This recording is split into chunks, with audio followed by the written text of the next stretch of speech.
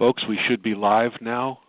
Can somebody whose last name begins with an A tell me if you can hear me so I don't get all these people saying they do? Gotcha. Okay, so this webinar is fairly long. We've put a lot of work into it, but it's a very complex topic. We tried to make it as concise as we possibly can. Hopefully we will not have more people come on than this system will handle, but it will be available for viewing afterwards. At the moment, we're just basically making sure that the audio is working for everybody. And as you can see on the first slide here, if you can't hear me right now, you can try calling in and getting it through the phone line, but that's limited to 150 people. If there's a problem for anybody, this webinar will be posted on the crpa.org/webinars website, along with a number of other webinars. I'm already seeing some questions come up about other topics that aren't going to be covered in this webinar, but that are covered in some of those other webinars. You really ought to have a look at that crpa.org/webinars page and look at the different webinars that we have available there. We have one on loaning, one on 10-plus round magazines, one on sort of a basic one on assault weapon laws, so-called, and a couple of others. They're very helpful. So just stand by for 1 minute here and we'll start the actual presentation.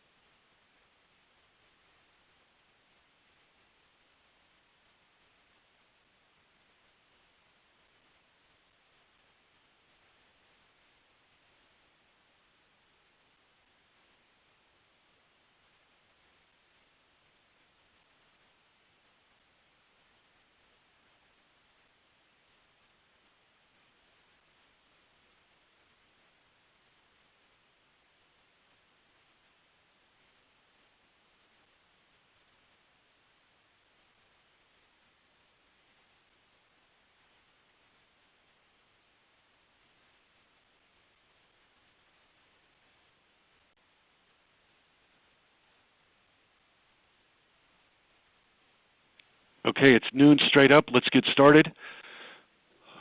We have a lot of people on the line. I'm hoping our system will keep up with the capacity. I want to welcome you all to the webinar and thank you for participating. Today we're going to be talking about the new quote-unquote assault weapon regulations, the so-called assault weapon regulations. We are calling this Kamala Harris's nasty goodbye to gun owners because it seems that the folks that wrote these regs really kind of went out of their way to try and make as many things illegal as possible. But we'll get into that in a moment. Today, my name is Chuck Michel. I'm the senior partner at Michel & Associates. Our clients include the National Rifle Association and the California Rifle and Pistol Association. Today's webinar is produced by those associations. I hope that if you're not a member, you'll consider joining both. Everybody that's on this call, by virtue of the fact that you're on the call, it indicates you're interested enough in the subject matter to appreciate some of the things that are happening in California that really are infringing on the rights of gun owners to choose to own a gun to defend themselves or their family. So the first thing that you can do, the best thing that you can do to get involved is to engage by joining these associations, then get plugged in and learn about what's going on. We have had some questions about what we do with the names of the folks that participate in these webinars. We do not sell these lists. We don't give them to anybody outside of the NRA and the CRPA. You may get some mailings from the CRPA about legal education or legislative information that tells you what the law does. By virtue of the fact that you signed up for this webinar, you've expressed an interest in knowing what the law purports to require, so we figure you're interested in getting that. And you may get, frankly, some calls to take action when and if more ridiculous legislation gets proposed in Sacramento this year, which is quite possible. We may shoot you an email asking you to call your legislature or take some other action to try and stop some of this stuff from getting any worse.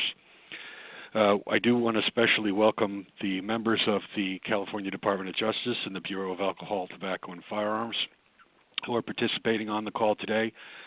You're welcome to hear what we have to say. I do wish that the folks at DOJ would allow us to participate in the webinars that you put on for FFLs. We tried to register for those and got kicked off for some reason.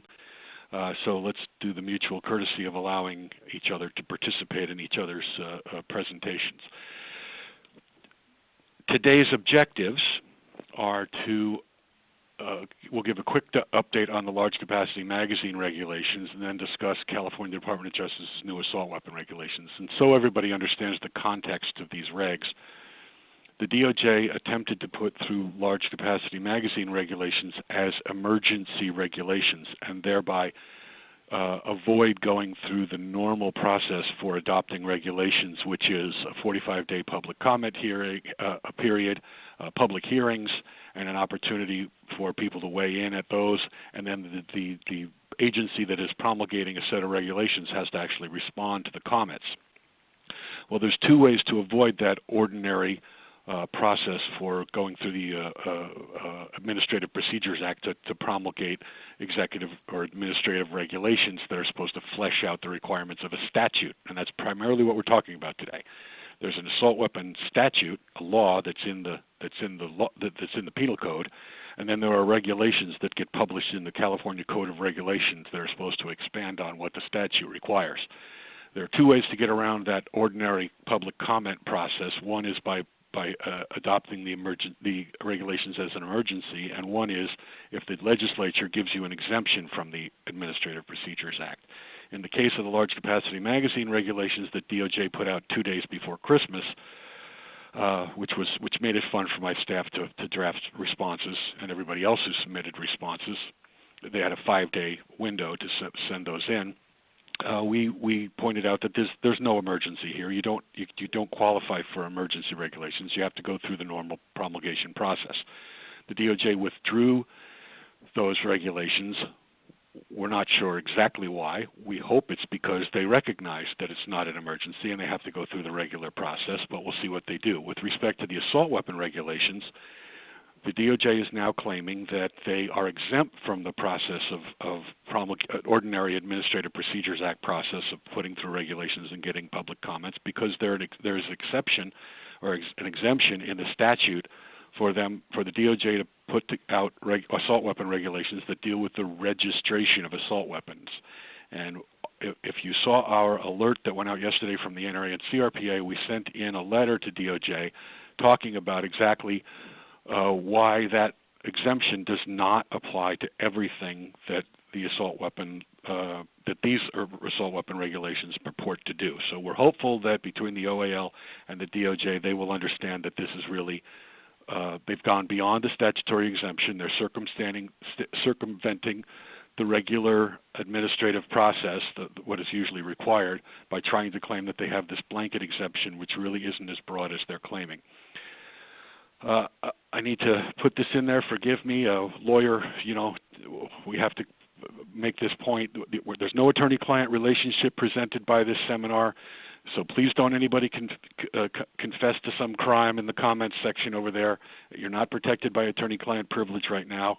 If you need that kind of specific advice to your specific situation, you have to contact us separately as an individual client. This is, again, sort of an informational webinar that NRA and CRPA were kind enough to fund putting together. And if you're not a member, you're basically riding the coattails of the membership dues of the folks that are. But it's not designed as legal advice for any particular person. So just keep that in mind if you have follow-up questions. And we're not going to be able to answer questions on every single.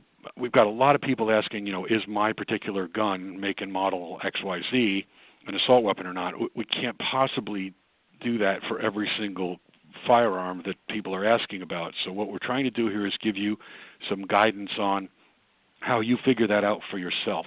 If it's too complicated and you can't do that, then you contact us separately, and we'll help you figure that out. We'll keep the fees down as low as we can, and maybe we can. We may get some help from the Department of Justice. They're supposed to be putting out an assault weapon identification guide. I should say a new edition of their existing assault weapon identification guide to help show people what's legal and what isn't. For those of you who don't know, the CRPA is the official state association of the NRA. The CRPA is basically a force multiplier. It's sort of the boots on the ground for NRA in California, along with the NRA members' councils. I would suggest that I would ask, frankly. I serve as the volunteer, as in pro bono president of the CRPA, and I'd ask everybody to join and donate and do what you can, because we will be filing lawsuits against many of these regulations and also the statutes themselves, and we could use all the help that you can give us. Every penny that you donate to the NRA or the CRPA in California is spent in California. The money is not taken out of this state. In fact, that's the way it's been for going back over 20 years. So, you know, if you got a few extra bucks, you could help us out. Here's the things that NRA and CRPA do together in California. And there's more details about this on the CRPA website. We have reports about some of the litigation efforts that we're engaged in. There's also reports on all these things in every issue of the CRPA Firing Line magazine.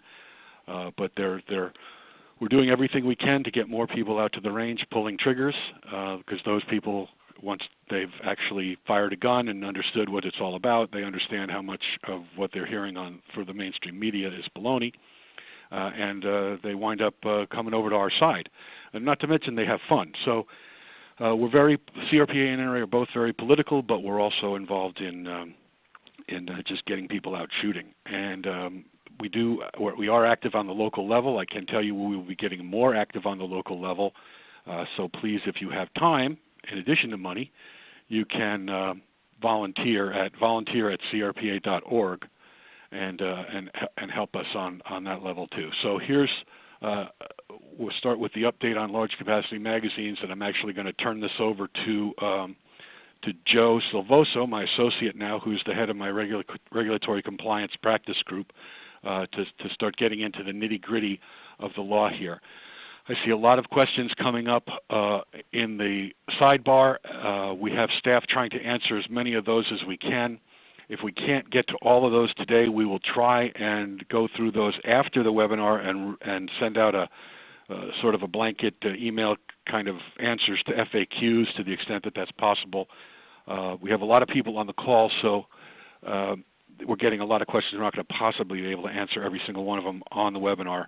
And with that, I'll just point out we are now on slide 7 of 59. You can see in the lower right-hand corner how fast we're progressing here. I'm trying to guess. We're going to try and get through this as quickly as we can.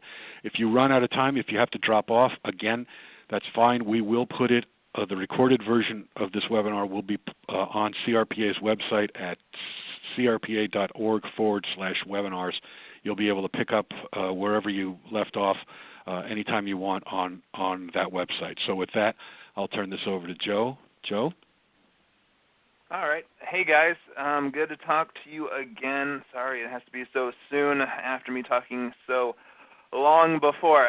Like Chuck said, this is going to be a long one. I'm expecting 2 hours. So as he said, if you need to get up, move around, dance around, throw things, because what I'm going to be saying is problematic, go right ahead. I've got a bucket in my office, and we're looking at 2 hours. So I'm well hydrated, got my tea and water, and we're ready to go.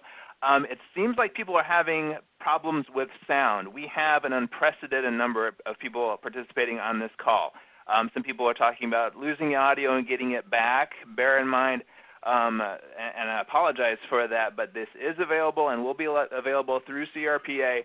And so if you're losing components of the webinar, you can't hear and you want to circle back around, it will be available free of charge on CRPA's website. Unedited, because the recording we're using here goes directly to the recording, and so we're not having any gaps, any stops in the presentation. And thank you for the people confirming that you're getting us loud and clear. I am trying to read the chat as I go through this, and so bear with me with that. And some of the questions I've already seen about removing bullet buttons, 80% and things like that will be addressed down the line. I won't be able to address raise hands, I'm sorry, because I'm doing a lot of juggling right now with things. And actually, let me back up to a slide that we were at previously, if I can. How about what we're going to be talking about today? As the slide I just left mentioned, I'll talk briefly about what happened with large cap mags and where we're at. And then going forward, I'll re-summarize the previous and the past definitions of assault weapons, most of which are still in place. I will then go into the new definition of assault weapon and what that means and what the legislature did in defining it, and what they put into place for the registration process, and then we'll dive into the regulations. Most of these slides, all 59 of them, have to do with the definitions that DOJ put out, keeping in mind that the previous assault weapon definitions that are currently in California law and in the regulations numbered 5, a total of 5 definitions the DOJ back in 2000 thought was sufficient to define assault weapon key terms. They've upped that number to 44, and so we'll be spending some time on that, and then we'll be going right into the process of registration. A lot of the requirements are ridiculous requirements that they've created. Questions you may have concerning joint registration and inheriting assault weapons, we'll touch on those briefly. And of course, modifying assault weapons after registration, we'll touch on that bullet button question that everybody seems to be asking questions about.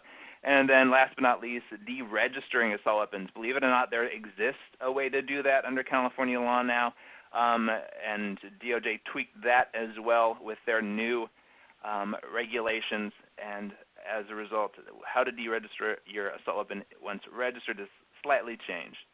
But going back to where we were before, to give you an update on the large capacity magazine stuff, like Chuck mentioned, after we and a number of other groups introduced or provided to OAL and DOJ the letters concerning the emergency regulations and why they were not quote-unquote emergencies, DOJ removed their proposal and have yet to resubmit it. But as we mentioned at the bottom of that slide, I expect and we expect the DOJ to resubmit the regulations any day now. Whether or not they're going to try to squeak it in as an emergency again remains to be seen, or they may actually resubmit it as a full-blown standard regulation through the regulation process, allowing for a longer comment period.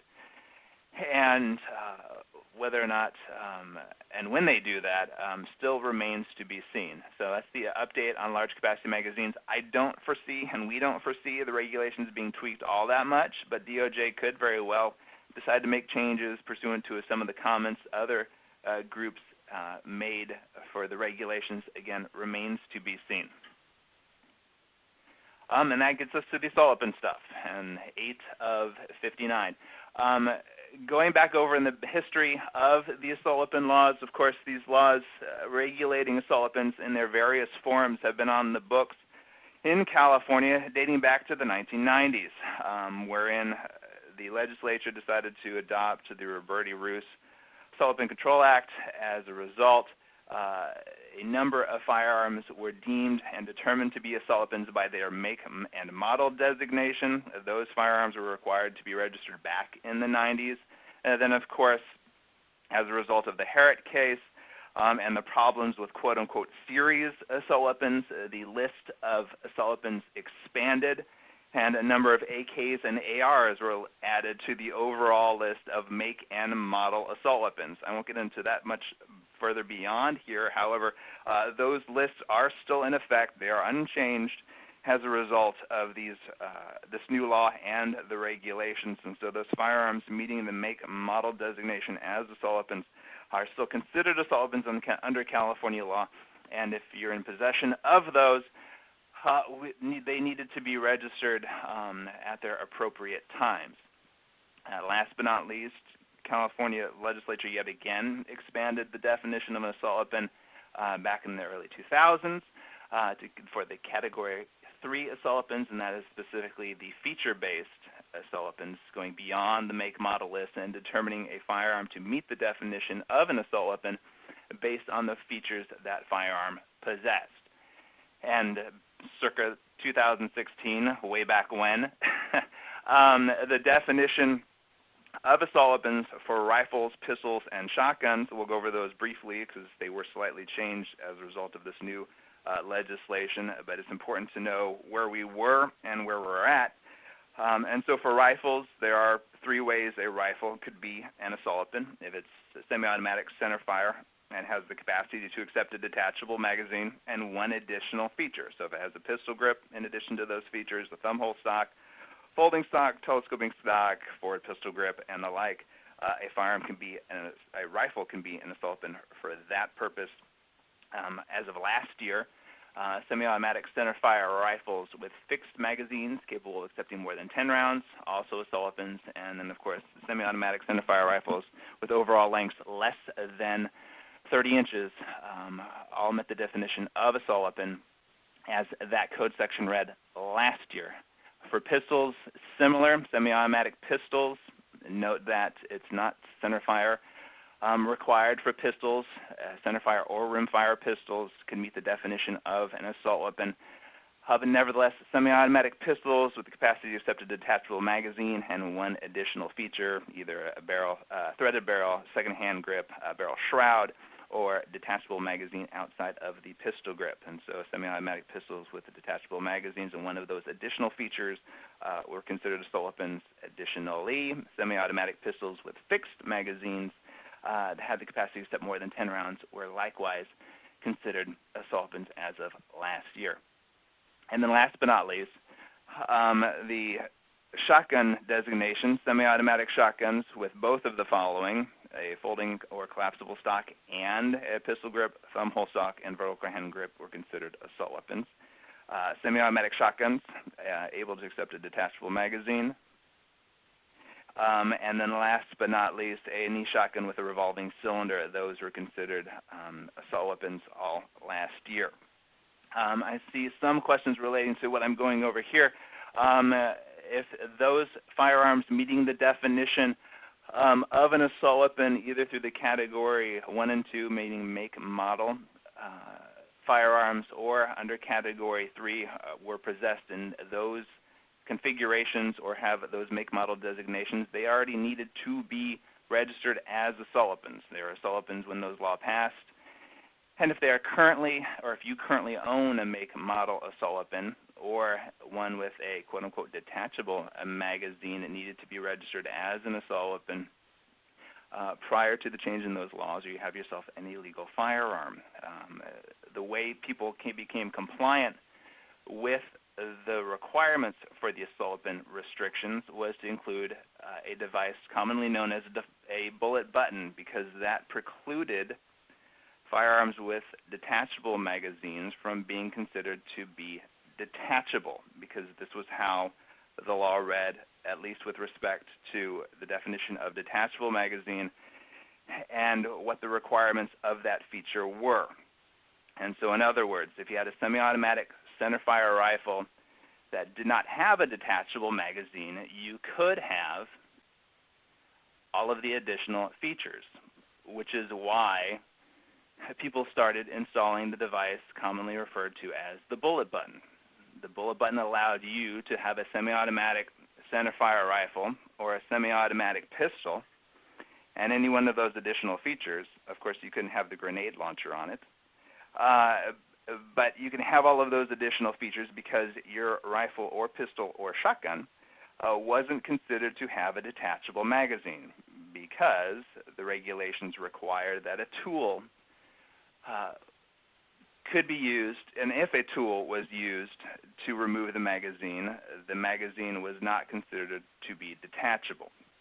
And so because the bullet button requires a tool to remove the magazine, once a bullet button is installed on the firearm, that firearm is not considered to have the capacity to accept a detachable magazine.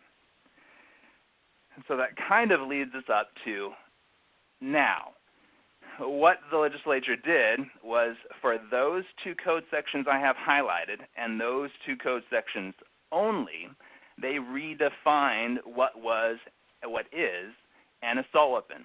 They struck out the phrase, the capacity to accept a detachable magazine, and instead inserted the phrase does not have a fixed magazine, but has any. And that's basically all they did for purposes of defining or redefining assault weapons. All of the other previous definitions for assault weapons remain. And so we have all of the make model list, those remain, all of, and bear with me as I flip back, the other two definitions you see below for rifles remains unchanged, and the below definition for pistols remains unchanged, and all of the definitions of assault weapon for shotguns remains unchanged in light of the legislature's changes. They only changed and modified the definition of assault weapons for two things: semi-automatic centerfire rifles that had previously the capacity to accept a detachable magazine, and changed that to does not have a fixed magazine and any one of the following, and your semi-automatic pistols that previously stated does not have the capacity to accept a detachable magazine, but now says does not have a fixed magazine. And so all of the other features that would cause the firearm, whether it be a rifle or a pistol, to meet the definition of an assault weapon was unchanged, and all of those other definitions I scrolled back to just now also did not change. And so what the legislature did was, in fact, rather narrow in scope in redefining assault weapon, but of course they did it with one clear goal, which was to close out the definition of, or the exception for, the bullet button. And in so doing, they decided to define fixed magazine as you see in front of you, an ammunition feeding device contained in or permanently attached to, and I'll touch on those briefly here in a second as well, a firearm in such a manner that the device cannot be removed without disassembly of the firearm action. And of course, what that phrase means before DOJ's regulations came into place was a bit of an area of question, because no one knew, or no one still knows, exactly what that phrase is supposed to mean. DOJ does their darndest to define it, and I'll talk about that in a second. But nevertheless, the legislature decided to very narrowly define what is a fixed magazine, and in so doing, removed a person's ability to continue to lawfully possess a bullet button firearm, because that firearm now meets the definition of an assault weapon, and once it does meet the definition of assault weapon, through the course of this year, will be required to register it with the state of California. And again, I'll talk about all these requirements, these definitions a little bit more in depth as we move forward. So what is a person supposed to do this year if they have themselves a bullet button firearm that they acquired last year or the years before that, after the law changes? Well, the legislature, for the time being, put an exception into place for your continued possession of that firearm that, as of January 1st, is now an assault weapon. And so the exception you see in front of you is here. The person, you, being eligible to register the firearm pursuant to a later code section, you lawfully possessed that firearm prior to January 1st of this year, and you actually do register that firearm with the California Department of Justice before January 1st, 2018. And so your continued possession of that firearm, which last year, by possessing it with the bullet button, and it now being meeting the definition of an mean and nasty assault weapon, you're going to be able to continue to possess that, provided you meet all of those prerequisite requirements for this year. But of course, the last one is you're going to need to register that firearm before January 1st, 2018. And the legislature put into effect, or added to, an existing code section for the registration of firearms, what someone needs to do in registering their firearm as an assault weapon this year. So if you're a person who lawfully possessed a firearm that now meets the definition of an assault weapon from January 1st, 2001 to December 31st, 2016, you will need to sometime this year register that firearm as an assault weapon with the California Department of Justice. And they basically kind of lay it out, at least generally, what the registration requirements are in that code section. You need to do this electronically. No paper registrations will be allowed. And the registration will need to have certain information. The legislature points out that you'll need to describe the firearm uniquely, indicating all identification marks, the date the firearm was acquired, the address individual from whom or business from which the firearm was acquired, and then your personal information, your address, your name, phone number, date of birth, and that information there, which begs the question, at least for the legislature, what if you can't remember from whom you got the firearm, or their name, or their business, or more particularly, if you don't have a California driver's license or California ID card, will DOJ reject the application? As of right now, I don't know for sure. The DOJ also has some of these requirements, and actually even more. But nevertheless, they go beyond that point, but they don't specify if you can't remember or to the best of your ability can't figure out from whom or from where you acquired your firearm.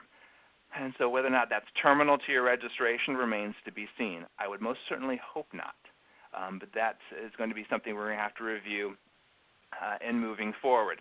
And I see a question concerning active duty military. According to the information from the legislature, they don't contemplate active duty military. However, DOJ does in the registration process, and I'll touch upon that in a bit. And of course, there is additional concerns, because if you've acquired your firearm without going through a licensed firearm dealer, and that transaction under California law was inappropriate, and DOJ is trying to compel you to provide that information before registering your assault weapon, you are in a bit of a sticky situation. Because if you get your gun from Pookie down the street on the street corner, and it now meets the definition of an assault weapon, well, I would certainly hope you wouldn't provide that information to the California Department of Justice. If you have any concerns about the acquisition of your firearm or how to fill out this form, you should probably discuss this with an attorney, and we can walk you through that process later on. There are no, I'm sorry to say, law enforcement exceptions to these registration requirements. Law enforcement, if you acquired a bullet-buttoned firearm, you're going to have to go through the registration process just like everybody else. I will be also discussing inheriting these firearms later on as well. So we'll talk about all of that stuff in moving forward too. And I see multiple questions coming through. I also see there's additional issues concerning the audio. And again, if the audio cuts out on you, we are probably at or exceeding the capacity for our system. And so if the audio is cutting in and out, again, I apologize, but these will be available later on the CRPA website. A little bit more from the legislature, at least. You're going to need to pay $15 for registration, and you're going to have to do that with a debit or credit card online. And note that the legislature says that the department may charge up to $15. And as I joked in the past, if you listened to me give this lecture before, I fully expected them to say that $15 was the required amount. That is what they've decided to do. They'll decide to go for the whole shebang and dinging you for the $15, of course, to be paid electronically. And so you've got to do it through the debit or credit card, no sending a check or cash order through the mail. And then last but not least, as Chuck already mentioned, DOJ is required to come up with regulations. However, it's for purposes of implementing that section only, which has to do with the registration. So all of the process I mentioned in the last two slides relating to registration of assault weapons, that's all they're allowed to do. And as our letter points out that we submitted yesterday, as I will do as we move forward, what they've done and what they're doing far exceeds the registration process. And so the issue here being is how far can DOJ go? How far can they push this registration process? We dare argue not very far. And we'll point out the problems both with their confusing regulations that they've proposed, in addition to them far exceeding the registration process. And so that brings us to today. And so as you all may probably know, DOJ filed their regulations with the OAL on December 30th. They are currently being reviewed by OAL. You can actually go to the OAL website, and you can see the regulations under review. These regulations are referenced there, although they're not reprinted there. OAL has a deadline they posted of February 13th for them to go over the regulations, but this is not, like Chuck said, the standard APA process in which you have a public comment period. When DOJ, or at least when the legislature, gives an agency an exception to the APA process, they may go ahead and directly create these regulations, and they become law. But as we mentioned before, these regulations should, and only should, relate to the registration of assailants and shouldn't go beyond that point. But nevertheless, once an APA exception is put in place for the agency, they don't have to go through the public comment period for that exception and those regulations. And so yesterday, we provided a letter to both OAL and DOJ saying, hey, not only do these laws in a lot of cases make no sense, and they go beyond what's allowed in the law already, but they also go beyond the scope of the APA exception, and they go beyond just registering assault weapons. They redefine firearms to meet the definition of assault weapons. They greatly expand the scope of registration of certain firearms, and as a result, a lot of these regulations should be problematic. Where DOJ and OAL goes from here remains to be seen, but keep in mind that we and the other attorneys in our office are well prepared no matter what direction either DOJ or OAL goes with these regulations to oppose them, draw attention to them, and potentially challenge them if and when needed. And so in putting this together today, there have been a number of attorneys in our office already and currently hard at work at the next phase of this, but right now we've launched that letter. We're going to put the ball in OAL and DOJ's court. I hope they act appropriately, and we will see where things go from there. And I apologize, I don't think I mentioned what OAL is. OAL is the Office of Administrative Law. They are basically, for lack of a better term, the clearinghouse for the regulations that agencies propose. OAL will receive the regulations, they will review them, they will do analysis. They're kind of the gatekeepers, for lack of a better term, of regulations to make sure the agencies proposing them have done everything that they're required to do, to make sure the regulations pass the snuff with what they're allowed to do. And then if all of the hurdles have been jumped over, the T's have been crossed, the I's have been dotted by the agency, they then submit them to the Secretary of State for publication in the California Code of Regulations as California's laws. And so they are the regs that I'm talking about now, and will be probably for the next hour and a half, are with OAL right now, and they are not the law yet. The laws that the legislature passed, the ones I've just spoke upon, those are California law as of January 1st. The regulations I'll be speaking about here are the regulations that DOJ has proposed. They are not the law as of yet. And so what remains to be seen, again, is in DOJ's and OAL's hands, but depending on what that outcome is, we are very prepared to pursue any and all legal remedies that we may deem fit. And I think there was another question concerning the APA. I'm using that abbreviation as well, as I apologize. That's the Administrative Procedures Act. That's basically the rules a department or a agency needs to follow in creating, proposing, and promulgating regulations. And so the APA is the rules that departments need to follow in creating regulations, and the OAL is, for lack of a better term, the enforcement agency. I think I've called them the I've called them the gatekeepers, the enforcement agency, and something else. My metaphors have been multiply mixed as of today. But nevertheless, that's kind of an overview of the process and where we're at right now. And so like I said before, there are a number of problems with the DOJ's regulations. They expand the scope of what is considered an assault weapon. They create or exceed the requirements in the penal code or what the code allows them to do. And then, of course, they've created a number of vague and problematic definitions that anybody has a hard time understanding, let alone even me, an attorney who, for all intents and purposes, is well versed in these laws.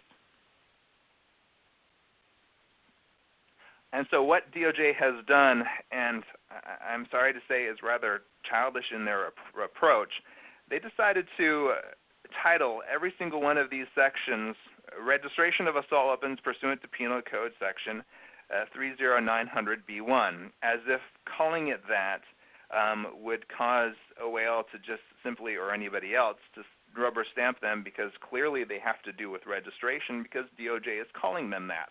And they call them that for every single code section that DOJ is proposing.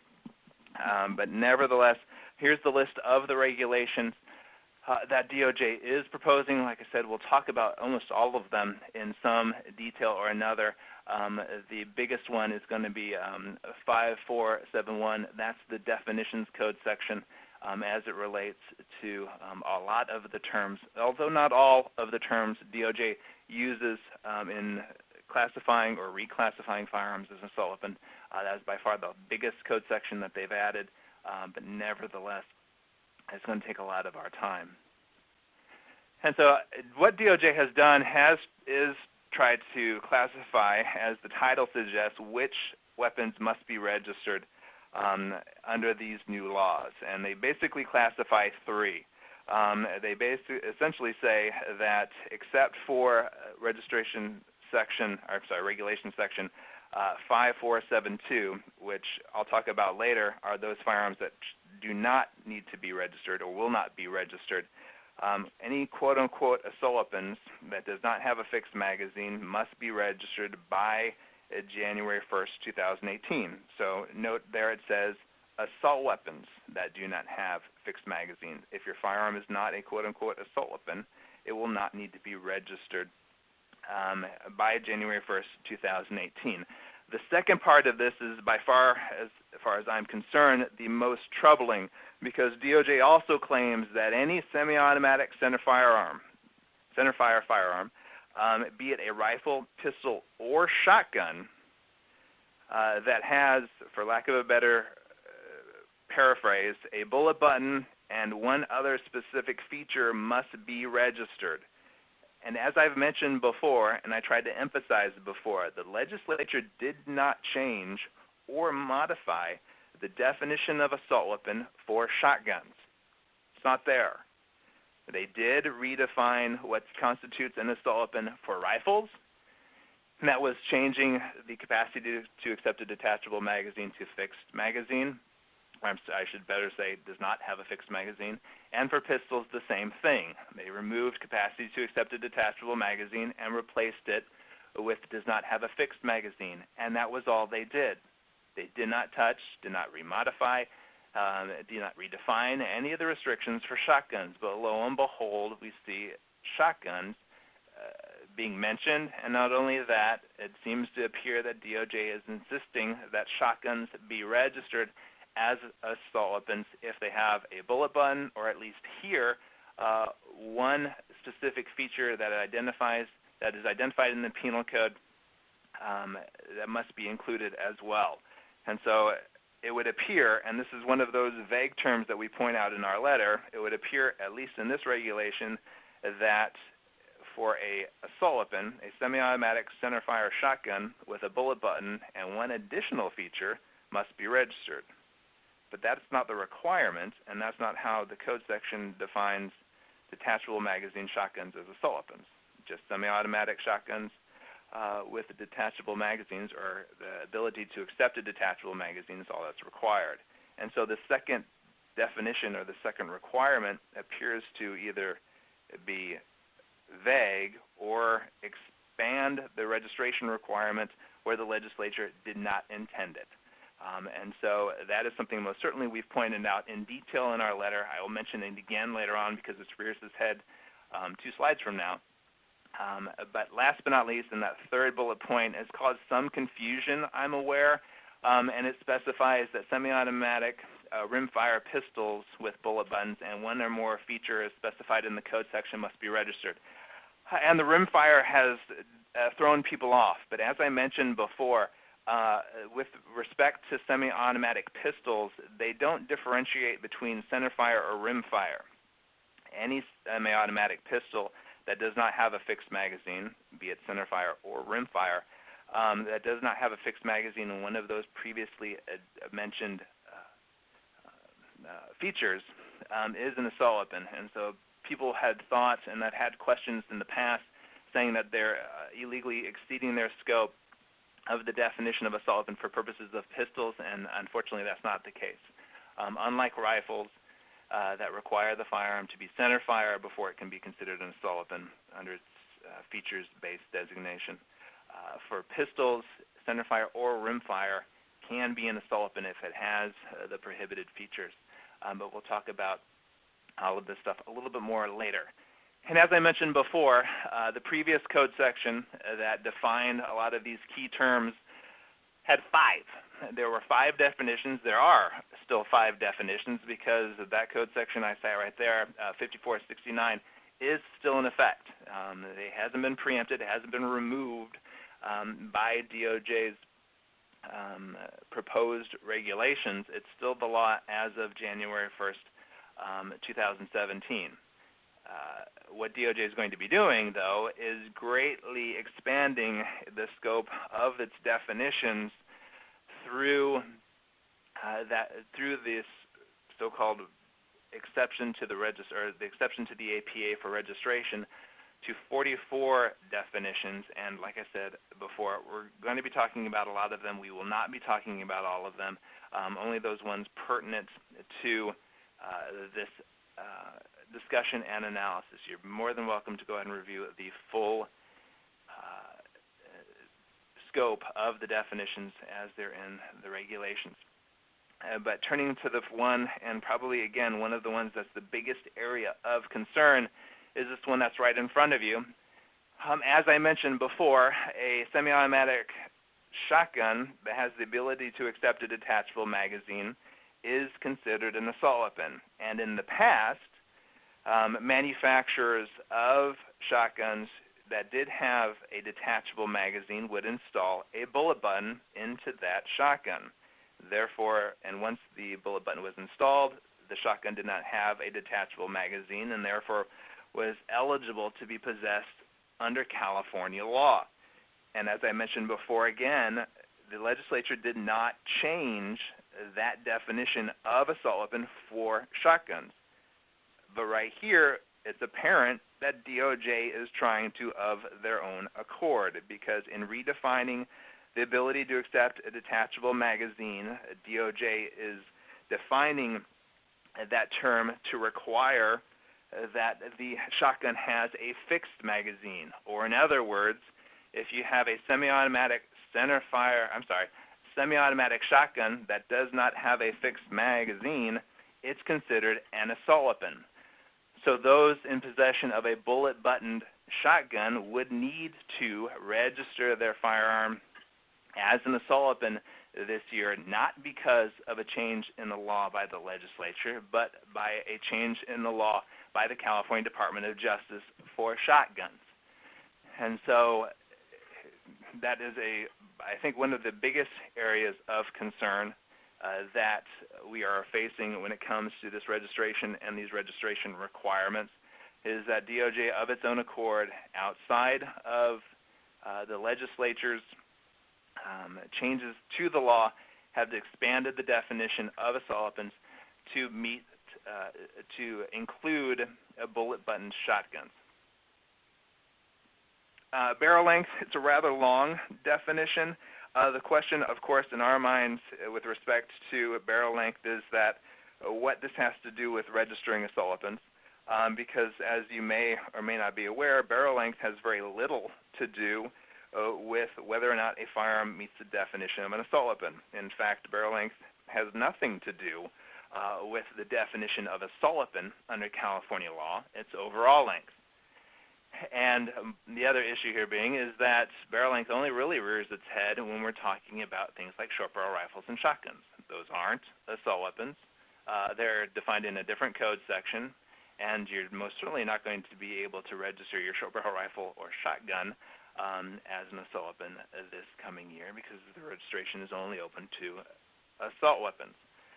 So why DOJ is deciding to go this route remains to be seen, but nevertheless they decided to define barrel length for purposes of these regulations.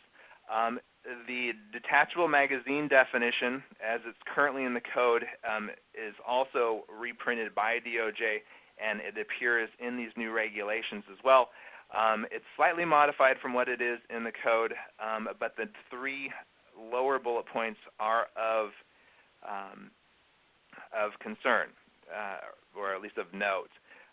We had in the past people who had been arrested and charged for possessing an assault weapon with a magnet or some other device inserted into their bullet-buttoned firearm. And California Department of Justice evidently wants to make it aware, or at least apparent, that leaving a magnet inside the bullet button will constitute a detachable magazine.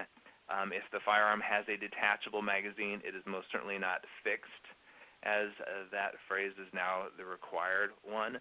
As a result, it probably will meet the definition of assault weapon if you're leaving something in your bullet button or in the magazine release mechanism that allows you to release the magazine by simply pushing the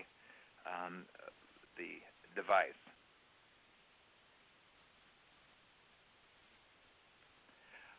Additionally, lacking a magazine catch assembly, it had also been a question whether or not if your magazine can be inserted into the firearm and there is no catch, meaning you push the magazine in and it falls right back out, whether or not that would be considered a detachable magazine, or whether or not it would be considered have the ability to accept any type of magazine or if the magazine were just to fall out. And yes, I noticed that it's a searing and magazine release. That should be catch spring and magazine release. I apologize for the typo. Thank you for pointing that out. But nevertheless, for AR-15s and AK-47s, if they don't have a magazine catch assembly, meaning that if you push the magazine in and it falls right back out, the DOJ is defining those as detachable magazines as well. Again, because the requirement is now fixed magazine, those firearms can also be problematic for purposes of the assault weapon designation. Disassembly of the firearm action, and trust me guys, I see the chat going through. I get every single one of these questions. This is by far the most commonly asked question, so I hope you rejoice appropriately around this topic. DOJ did define disassembly of the action for purposes of what is a fixed magazine in the regulations, and they've done it thus, and it's in front of you right now. And as you recall, a firearm will meet the definition of an assault weapon if it's a rifle, if it's semi-automatic, centerfire, it does not have a fixed magazine, and one or more of those mean nasty features. Pistols, similarly, semi-automatic, without a fixed magazine, and one or more of those other mean nasty features. And what does a fixed magazine mean? It's a magazine that is contained in or permanently attached to the firearm so as to, in order to remove it, require you to disassemble the firearm action. And here's what we have for purposes of that disassembly of the firearm action phrase. The action has to be interrupted and will not function. And DOJ specifies for purposes of this definition a disassembly of an action for a two-part receiver like an AR-15 would require the rear takedown pin to be removed from the upper and lifted upwards and away from the lower receiver, and using the front pivot pin as the fulcrum before the magazine can be removed. And so a lot of people are asking about those brand new type bullet buttons that require you to flip up the upper receiver in order and before you can remove the magazine. Based on this definition, those bullet buttons, the new versions of the bullet buttons, or whatever they're being called, by the other manufacturers who are proposing them, all of these devices that replace the standard magazine release mechanism and require you, before the magazine can be released, to open or pivot up your upper receiver in an AR-type firearm, those would be considered fixed magazines. And so in this instance, they would and cause your firearm to be quote-unquote California compliant based on the installation of those.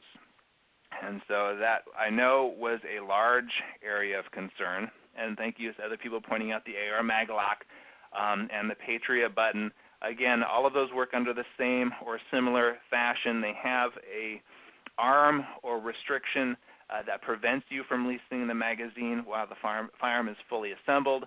But once you remove that rear takedown pin and prop, or I should say pivot, the upper receiver up on that front takedown pin, your action is quote-unquote disassembled.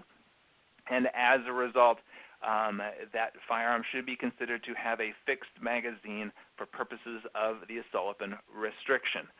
So if you want to, and if you're thinking about having a firearm that currently has a bullet button for it, at least in the AR platform, replacing the current bullet button with the new remodified bullet button that requires you to pop up that upper receiver should suffice for purposes of these new restrictions. Of course, we always have the X factor of the legislature wanting to do whatever the heck they want to do later on, and changing these definitions, modifying these definitions at another date. We know people from Sacramento and the writers of some of these laws are listening right now. So what this will be at the end of the day remains to be seen, but nevertheless, DOJ is providing us that information, that those devices that require you to pop up the upper receiver before the magazine can be released should suffice as a quote-unquote fixed magazine. And so those of you asking all of those questions prior to this point, rejoice, and let's move on. Just to quickly put a little bit of a point on that, Joe. Folks, there are different variations of those aftermarket modification kits, and depending on the specifics of how they work and whether or not they somehow might be construed to enable the firearm to work with a conventional detachable magazine, depending on what happens when you pivot the upper back onto the lower without a magazine in it, they could be problematic. So really, this may require looking at each individual product to make sure that it's not going to be considered some kind of an illegal conversion kit, and that it's converting it to something that's compliant. So you got to be a little bit careful. We can't predict all the different ways these aftermarket products could be configured, but we'll put something more out on that as we start to look at those. And I expect hopefully the DOJ will put out an assault weapon identification guide, or a new edition of their assault weapon identification guide, which will explain some of that and what they see as problematic with some of those specific types of conversion kits.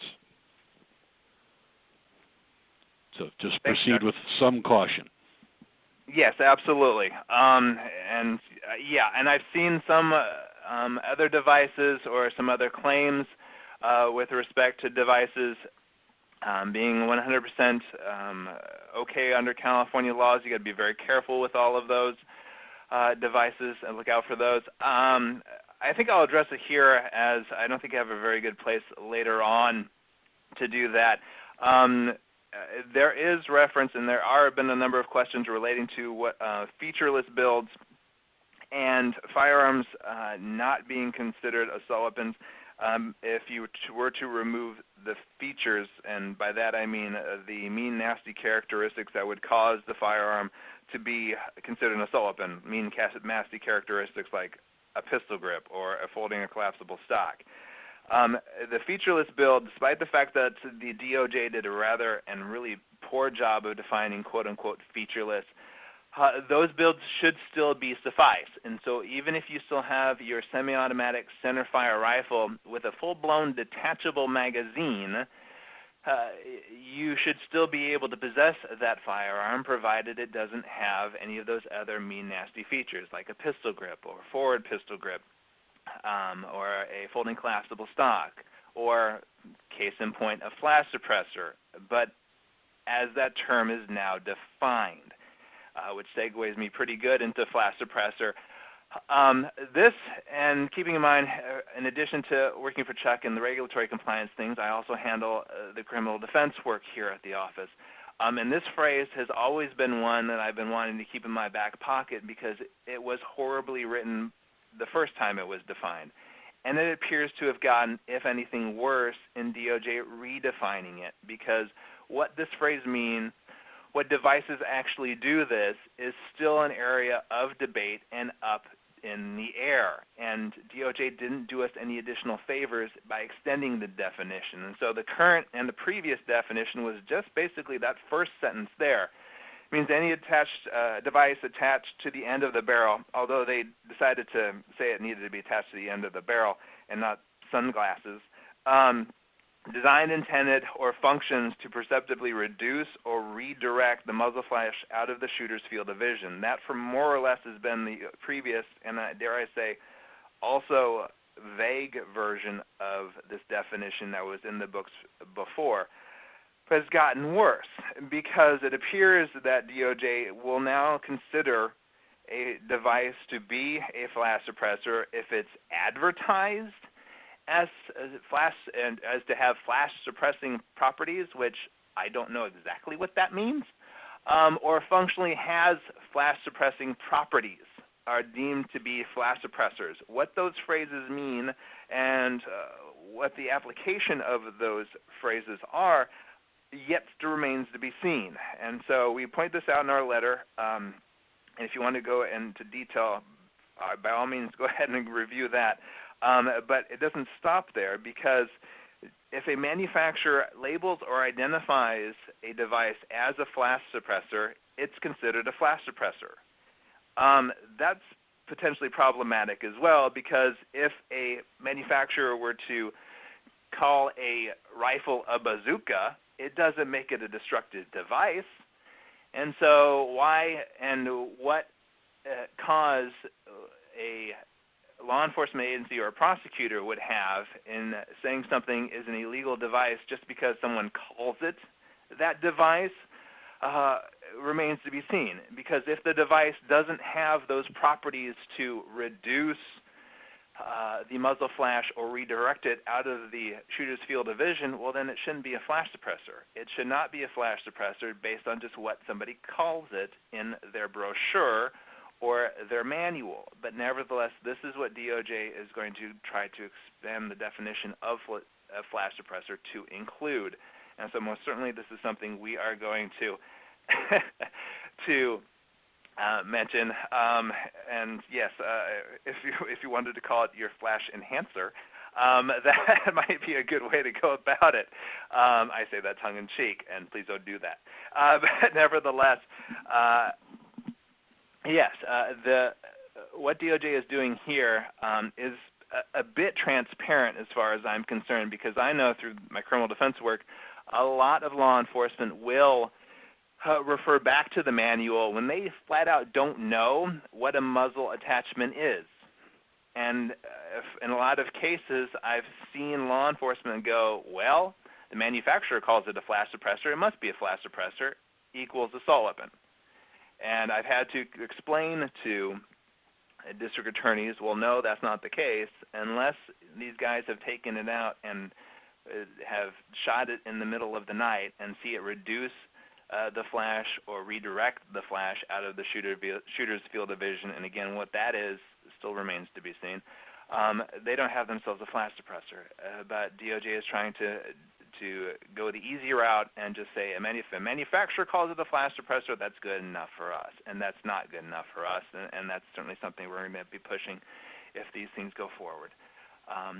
But moving forward, this has been, and this definition has been an area of concern because I know a lot of you out there have been coming up with actually rather ingenious ways to attach, or permanently attach, I should say, your magazines to your firearm so they will be considered fixed and therefore not have to be registered as assault weapons.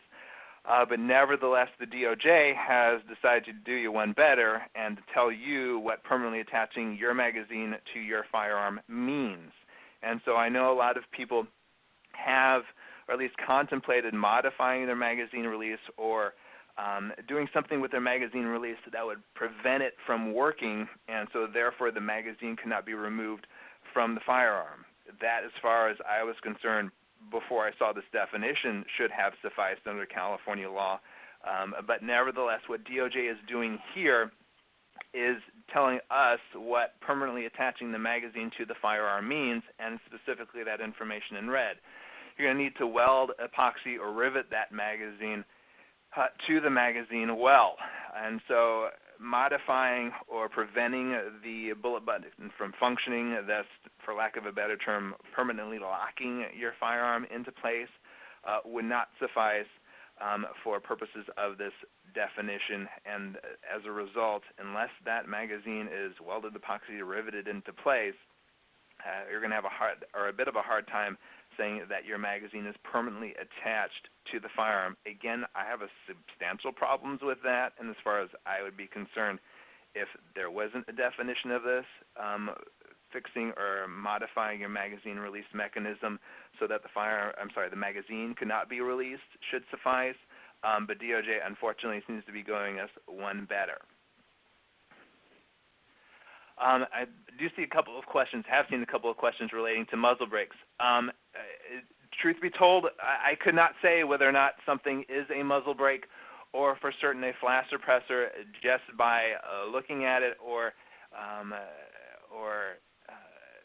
it being explained to me what it does without seeing it, and even technically determining whether or not it perceptibly reduces the amount of muzzle flash or redirects it out of the shooter's field of vision. I would expect and hope that the muzzle attachments that are currently marketed as muzzle brakes will be continued to be able to be done so. But that still remains to be seen in light of this new definition. And again, the ball is a bit in DOJ's court concerning what they're going to do with this new rather ridiculous definition of flash suppressor and where and how devices that, for all intents and purposes, do function and are functionally muzzle brakes are continue to be owned and possessed and used. I think we saw a couple questions relating to the overall length requirements, and they are posted here. Again, we point these out again because they have nothing to do with fixed magazine. Whether or not a rifle is an assault weapon due to its overall length, that was unaffected by the changes by the legislature in California law, and as a result should not have changed at all. But nevertheless, we see a new definition, or a new definition for what constitutes an overall length of less than 30 inches. Again, this requirement, or I should say restriction, it wasn't affected by the new laws, should not be changed, and as a result, why this definition is here and included by DOJ is a little bit questionable. Unfinished receiver, I do credit DOJ for attempting to make a definition for unfinished, or I dare say 80% receiver, and I point this out here partly because it's so poorly written, other than going into it, and I'm not going to go into full detail because the number of threads that are left dangling that are questionable here are so numerous. I could spend another 15-20 minutes on just this slide alone. But nevertheless, yeah, this is just yet another prime example of the problems DOJ has had in creating these regulations. I do credit them in attempting and making a yeoman's effort in doing so. But nevertheless, this is wow when it comes to an unclear or vague definition. Semi-automatic. This is a rather interesting inclusion, and it does open up some possibilities when it comes to possession of firearms and what is considered an assault weapon, keeping in mind for almost all intents and purposes, unless you have a shotgun with a revolving cylinder, in order to be an assault weapon, one of the prerequisite requirements is that firearm is semi-automatic. If the firearm is not semi-automatic, it cannot be an assault weapon for any of the feature designations, and I dare say that would extend to the make model designations, because the definition of those firearms also reference the firearm being semi-automatic. And so defining what is semi-automatic, DOJ basically points out that if a part or a piece of that firearm is lacking that does not allow that firearm to function, such as the pin, the bolt carrier, the gas tube, or other crucial part of the firearm, it is not considered semi-automatic.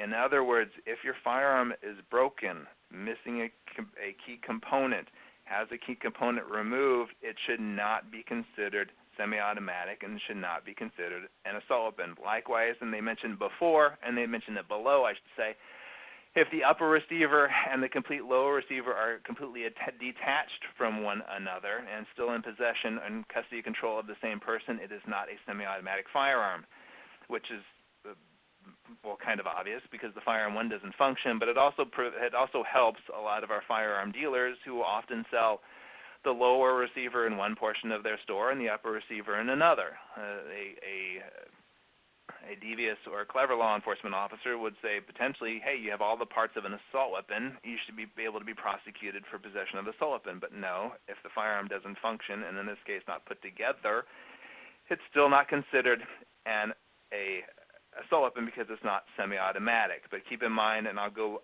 in reverse order, I'll go up one. If you just have a trigger lock or a gun lock on that firearm, but if it is all present and operable, but for the gun lock or the trigger lock being attached to the firearm, that firearm is still semi-automatic. Likewise, if it just is missing ammunition and a magazine, also would be considered semi-automatic. So bear that in mind in moving forward, that one, firearms, in order to be assault weapons, need to be semi-automatic, and if a firearm cannot or does not function, it should not be considered semi-automatic as well. Threaded barrel. Again, DOJ decides to go one step beyond what would previously be considered, I would consider a threaded barrel, to what a lot of people have been doing to make their firearms California compliant. And in most cases, in a lot of cases, when they've had or come across a threaded barrel, a lot of firearm owners have either welded or permanently attached some type of device, whether or not it's a flash suppressor or a forward grip or a silencer, although I wouldn't put a silencer or have a silencer in the state of California, on those barrel threads, thus covering up and permanently removing, as far as I would be concerned, those barrel threads from the firearm. DOJ appears to say that even if you have something covering up or permanently attached to that firearm to cover those barrel threads, they may still be considered threads for purposes of the threaded barrel restriction. That is, as far as I'm concerned, almost nonsensical, but nevertheless that appears to be what they're trying to say, that when you have a threaded barrel able to accept a flash suppressor, forward pistol grip, or silencer, and includes a threaded barrel with any one of those features already mounted on it, I would still have a hard time saying that that firearm has a threaded barrel, but it appears that DOJ is saying that with one of those devices attached to it, even if it's, I dare say, welded or Loctited on, it's still considered to have a threaded barrel. That is a potential problem because if anybody here remembers the Walther P22 and the problems that DOJ had in accepting that gun for sale in the state of California and then realizing it had barrel threads, and the retrofit of that firearm to cover up and remove that feature, they may be reopening or opening the door again to that problem. And so what DOJ means here and what DOJ is doing to say whether or not a pistol has barrel threads, even if you have something mounted on it, remains to be seen. And I dare say remains a rather vague and unclear regulation. And so that also, and yes, this is only for pistols, the threaded barrel restriction and requirement. And yeah, I see a couple of questions to those, and I apologize if I wasn't clear with that. The threaded barrel feature is one that's limited to pistols. Rifles may have threaded barrels and not meet the definition of assault weapon. Of course, what you put on those threaded barrels could potentially be problematic. Of course, if it's considered a flash suppressor or has those flash suppressing properties. So that is also an area of concern. Okay, now that we've plowed, I dare say, through the definitions, we're getting to the actual registration requirements, or more particularly as DOJ points them out, what cannot be registered as assault weapons. And so in moving forward, DOJ points out a number of firearms that will not be accepted or registered as assault weapons. Those firearms sold after January 1st, 2017, as you probably are all aware. DOJ, in their previous frequently asked questions, put great onus on firearm dealers and the public to be in possession of their firearms, meaning the new definition of assault weapons before January 1st, 2017. Well, there's a bit of a problem. DOJ has expanded the definition of assault weapons to heights unforeseen as of last year, and I dare say there are firearms that meet the new definition of assault weapons, at least how DOJ defines them, that were sold after January 1st, 2017. What and how that's going to be affected by these regulations remains to be seen. But nevertheless, there is that area of concern with DOJ futzing with the new definition of assault weapons and taking it beyond what was previously considered before January 1st, 2017. Those who acquired these firearms after that point, whether or not they're going to be able to register them, remains an area of concern. I do remember seeing, and there are other people who had asked questions about firearms that were previously registered as assault weapons or previously possessed, meeting the definition of the old versions of assault weapons. Those need to be or have been registered prior to this year. And my biggest area of concern for a lot of people in the state of California is that they still don't understand fully these ridiculous and cumbersome laws, and as a result may still try to register thinking there's a time for them to do this, or potentially even an amnesty in effect for them to do this and register those firearms that are make and model prohibited. I know and I fear that it's going to happen, and the bigger fear I have is once they submit that information, DOJ might come a-knocking. But nevertheless, DOJ has flat out said they will not register firearms meeting the old definitions or needed to be registered prior to this year. So if you have Cat 1s and 2s, please contact an attorney immediately relating to what you should do with those firearms. Firearms meeting the definition of assault weapon prior to this year should also be addressed before you try to register it this year. If you have questions, please ask those before providing the information to DOJ, because our concern is not just the rejection of those registrations, but local law enforcement or California Department of Justice coming knocking on your door.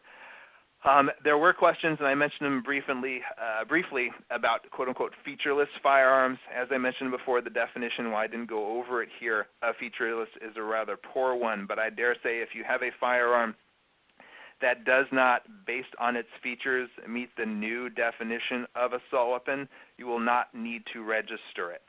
And so if you have a semi-automatic centerfire rifle, even with a detachable magazine and none of those mean, nasty features, you would not need to register it as an assault weapon. And I saw the question presented, and I don't have a slide for it, but it is a common one also, and so I'll address it here.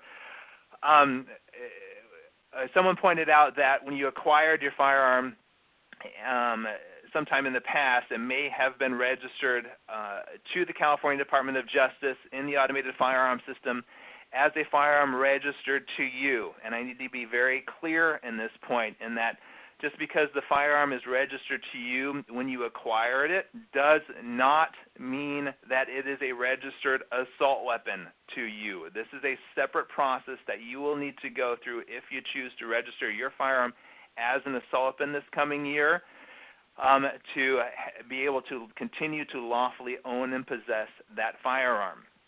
And so in this instance, despite the fact that California Department of Justice may already know that you have this firearm in the system, you will be required to register the firearm.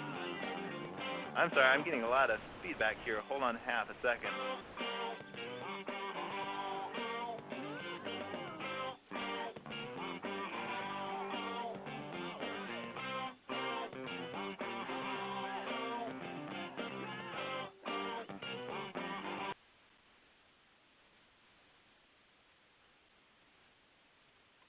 Okay, I think that was dealt with. I think that was, correct me if I'm wrong, Chad, was that Ally McBeal, or was that LA Law? Yes, and it was rather horrible. I was Boston Legal. There we go. I don't know where that is actually our office's hold tone, and I don't know if we got cross-referenced or we got a change in the line. Chad, if you can hear me, just say, hey, Joe, we can hear you, and I'll move on. But yeah, I think that was, yeah, and there's one person in chat saying that was DOJ trying to put an end to our webinar. That may very well be the case. And so I'm moving on. Thanks for the confirmation, guys.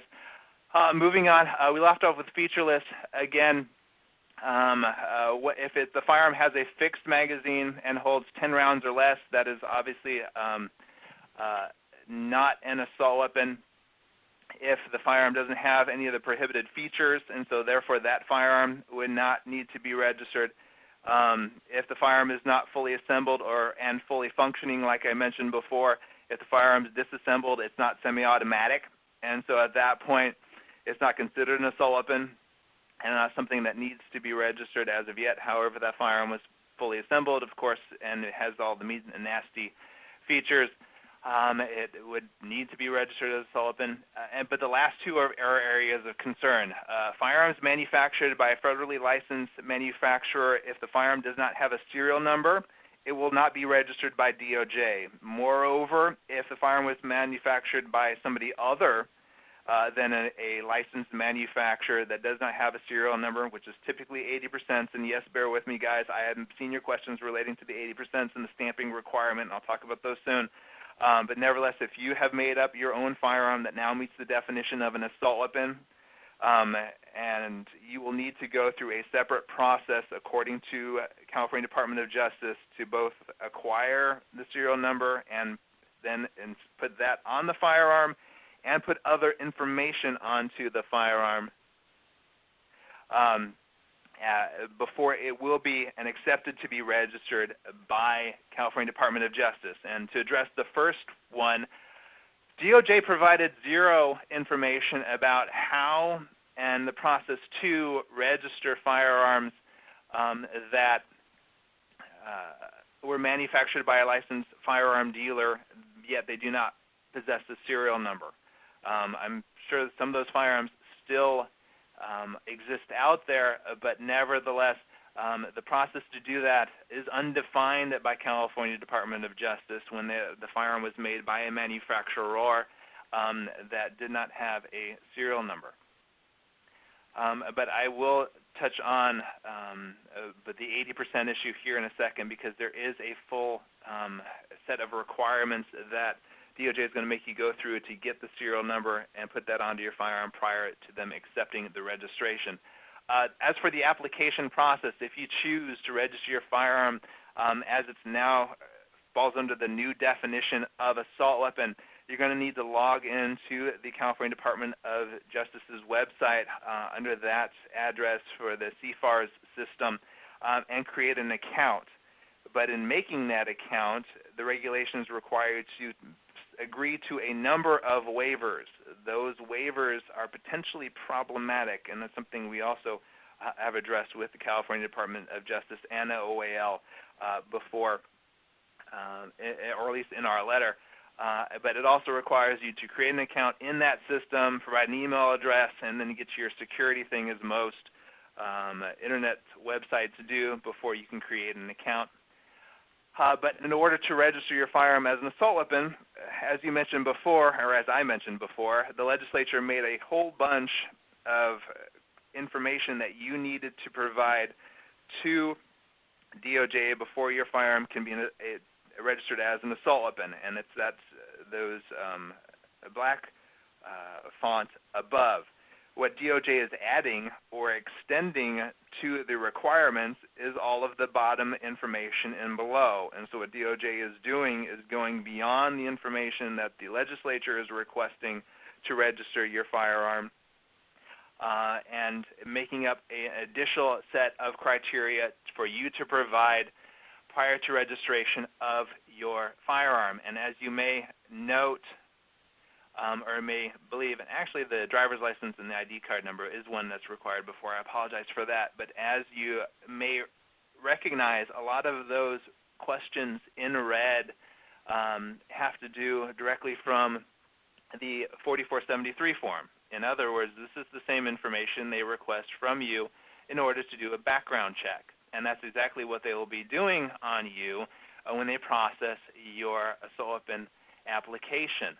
Why they're going to be going about that process and doing that remains to be seen, but that is why they're asking for that information in red, and that is the intent of that is to do at the time of application. They will be also doing a background check on the purchaser, and I do see the question relating to pictures, and that one's coming up.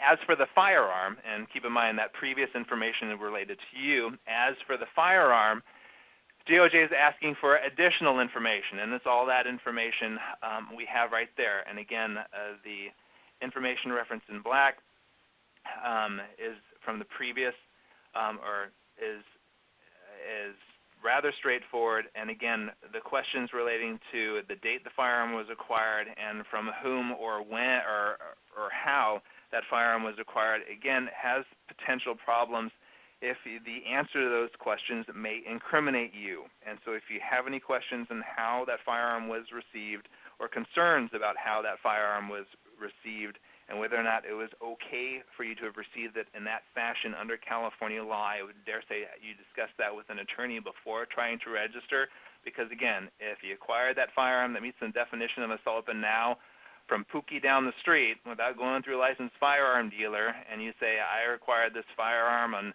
December 31st from Pookie on the corner of First and Elm, you got yourself a bit of a problem. And so be very careful about that information, and what DOJ is going to do if you don't know that information remains to be seen. But in addition to the firearm information, yes, you guys have asked before whether or not there are pictures required. You may know that answer already. According to DOJ, yep. They're insisting that you provide 4, quote-unquote, clear digital photos of the firearm. What that means and what exactly are the requirements of that remains to be seen, and I'll touch that in a second. But nevertheless, they want 1 photo of the bullet button style device. They want 1 photo of the firearm from front to back, or muzzle to the end, and then 2 photos of the right and left sides of the receiver. So one side is the right side, flip the firearm over, there's the left side. But what that actually means remains to be seen, because what exactly DOJ means by quote-unquote clear photos is anybody's guess, because the font or format, I should say, of the photographs, do they want GIFs? Do they want PDFs? How big? Do they want gigabyte-sized photos? Do they want megabyte-sized photos? keeping also in mind that we're going to require you to not only have a digital camera and put them into the computer and then send them as attachments to your registration, and a lot of people don't know how to do that. What they want and how they want it depicted remains to be seen, because we got 4 pictures down below. The first 2 is that the right and left side of the receiver? And on the one on the far right, well, I got a picture of the front end of my firearm all the way to the end of my firearm. Is that sufficient? And what do they want in the background of those firearms? They want is having the firearm taken, the picture of the firearm taken at midnight, okay? What about on black construction paper? What about on other types of clever backgrounds that you all may be thinking of as we go through this? What all those things mean? What exactly is a clear picture? And keep in mind, if the picture is not clear, our friends at DOJ have reserved the right to kick the registration back at you and say, no, you haven't provided sufficient information. You need to resubmit within the next 30 days or resubmit completely a brand new application.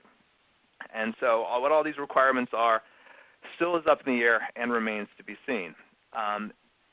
But in moving forward and in the application process, we get a lot of people asking questions and have had a lot of people ask questions about joint registration. California, the code allows for joint registration of assault weapons, and that code section is reprinted right in front of you. You do have the option for joint registration for family members residing in the same household. What the problem I have with what DOJ is coming up with is the following. And so if you want to jointly register assault weapons to the same members of your household, you have to identify one person as the primary registrant. And then at that point, you will need to name all of the other registrants and their relationship to that primary registrant. And of course, all of these people will need to be 18 years of age as of December 31st, 2017. But below are the only types of relationships DOJ will allow. So spouses, parents, children, parents, grandparents, grandchild, and going the other way, registered domestic partners, and siblings. Those are the only family dynamic DOJ contemplates for purposes of registering assault weapons for same people in your household. What if my in-laws were living with me and I was the primary registrant? Well, sorry, in-laws, we can't register my assault weapon to you, and if you were to be found in possession of my assault weapon without me being there, you can be charged with a felony. And this also begs the question, if I was the person who purchased the firearm and the firearm is registered to me in the automated firearm system, and say my wife tries to register the firearm as the primary registrant, what's going to happen? And that also remains to be seen. And there are other questions about stepchildren and stepchildren. I would hope that stepchildren would be included in that definition, but again, it remains to be seen whether that type of family relationship would be extended to that. Say I have an infirm uncle who resides with us, whether or not he flat out can't be registered to the firearm in that instance. And so that's also an area of concern and an area of question. Also keep in mind that in order for that joint registrant to have that assault weapon registered to them as well, they need to have an additional proof of address. And the only proofs of addresses that DOJ will accept, which will need to be attached to your application online, is one of the following: a CCW, a CNR license, a utility bill specified there, military permanent duty station orders, property deed, resident hunting license, signed dated rental agreement, trailer certification title, DMV vehicle registration, and certificate of eligibility. And that's it.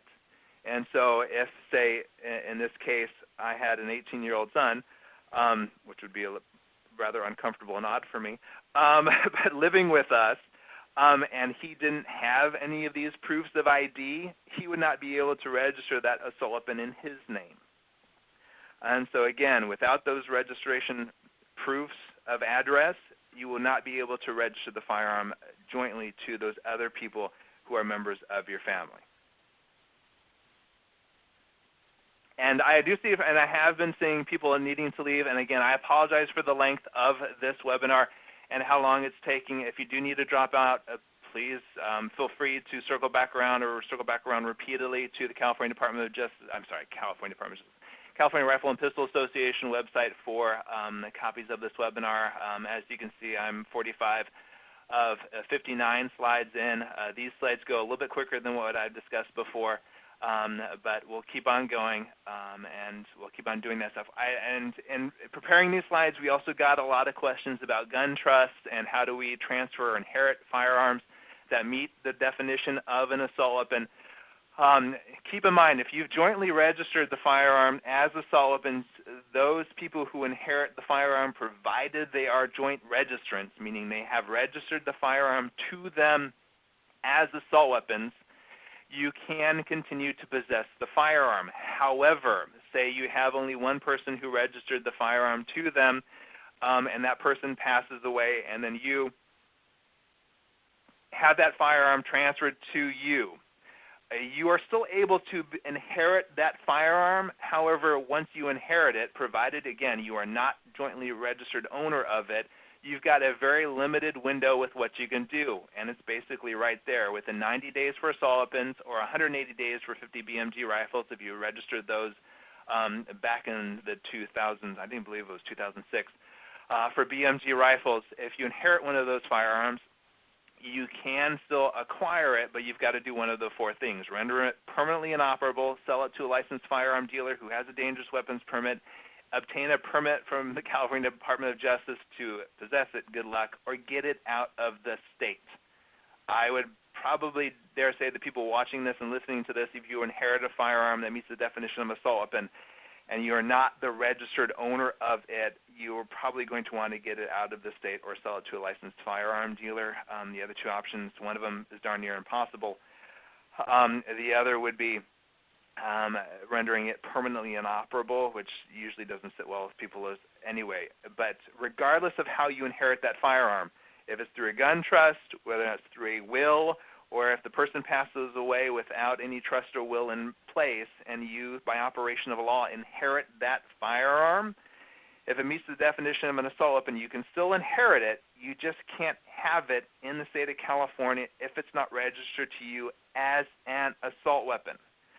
And so you're able to get it, just you're going to have to get it the heck out of here or do one of those other options in inheriting the firearm. And I see a lot of people thinking that gun trusts are going to allow them, or some other inheritant vehicle would allow them to continue to possess an assault weapon in the state of California. But if that firearm is not registered to you as an assault weapon, you're not going to be able to possess it in the state of California, and you're going to be very limited with respect to how to go forward. And again, like I mentioned before, the inheritance vehicle, whether it's a trust, whether it's a will, whether it's the person passing away without either one of those, but the firearm passes down to you, and that firearm is an assault weapon, and it's not registered to you as an assault weapon, you have four options. I just laid them out and what you can do and how you need to go about dealing with that firearm. I did see a lot of questions relating to the 80% receivers. Well, we're here now. If you've made a firearm for yourself that now meets the new definition of assault weapon, you're going to need to ask DOJ to provide you with a serial number for that firearm. And so if you've built up a firearm that isn't registered to you, or I'm sorry, I should back that up. If you've acquired or you made yourself a firearm that didn't have the serial number applied to it by the licensed firearm dealer, and you've, for lack of a better phrase, built it up from an 80% receiver, you will need to apply to DOJ through this process in order to get the serial number and then put it onto the firearm. If you have previously made a 80% or completed an 80% firearm and then currently in possession of it, and whether or not the person who made the 80% already had a serial number on it, or you already installed your own, that does not appear to be sufficient for this requirement. In other words, if the 80% manufacturer had slapped a serial number on it of their own, but nevertheless you acquired it as an 80% receiver, meaning that you didn't go through a licensed firearm dealer. You were able to purchase the firearm directly yourself, and then you completed the firearm yourself, and it now meets the definition of assault weapon, or you went about that process and already put a serial number onto that firearm. The way this regulation is written, in either one of those cases, you're going to need to apply to the California Department of Justice and have them provide you a new serial number that you're going to need to put onto that firearm. And DOJ mentions that you're going to have either an 07 manufacturer or somebody unlicensed put that serial number onto your firearm. But if you have the unlicensed person do that, you cannot leave that firearm with them. But once the serial number is on it, you're going to need to show, and when you register that firearm, a picture showing that that serial number was added onto it. But here's a couple of problems with that. DOJ specifies and states that you can give the firearm to an 07 manufacturer to install the serial number. And I know I'm blazing over that phrase. A 07 is a reference to the number designation for certain federal firearms licensees, and 07 is a firearm manufacturer under federal law. And so it's commonly referred to as somebody being an 07 licensee or an 07 dealer or a flat-out 07. But DOJ is specifying that you will need to take that firearm to a manufacturer to install the serial number. Well, there's a couple problems with that because you're giving them an assault weapon. If that 07 dealer doesn't have a dangerous weapons permit, they got themselves a little bit of a problem if you leave that firearm with them. Also, under federal law, for purposes of engraving, you don't have to have an 07 license. A gunsmith or someone possessing an 01 license would be able to engrave that firearm with the prerequisite serial number. And so why they're requiring you to go and find an 07 manufacturer for a firearm that you yourself have assembled and possess remains to be seen. Also, DOJ is saying that unlicensed party may apply the serial number. Well, that process is gunsmithing, and so if somebody is engaged in the business and dealing in gunsmithing, engaged in the business of gunsmithing, they need to have a federal firearms license in order for them to do that. And so for DOJ to tell you it's A-OK to just go any licensed person and have somebody whip a serial number on that, that's potentially problematic. And again, that's something we point out to DOJ, but whether or not they're going to get that or clarify that remains to be seen.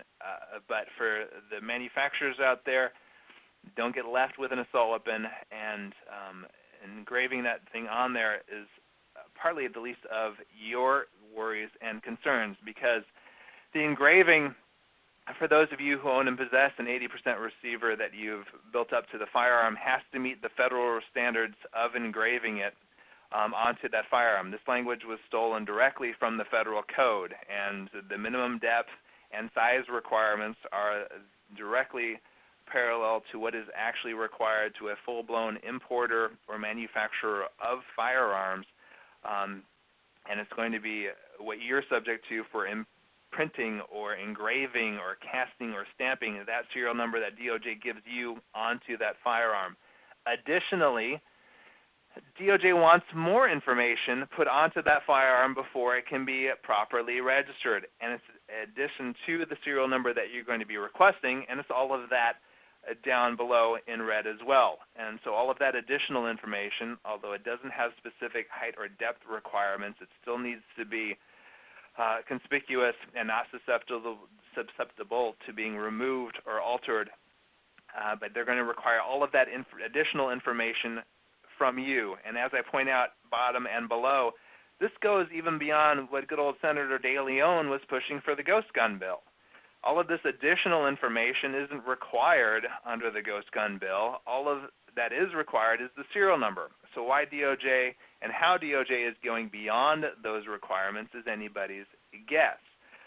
But nevertheless, they are deciding to make people who want to register their firearms as assault weapons and who've made these firearms up themselves go through this process that is more onerous and more vigorous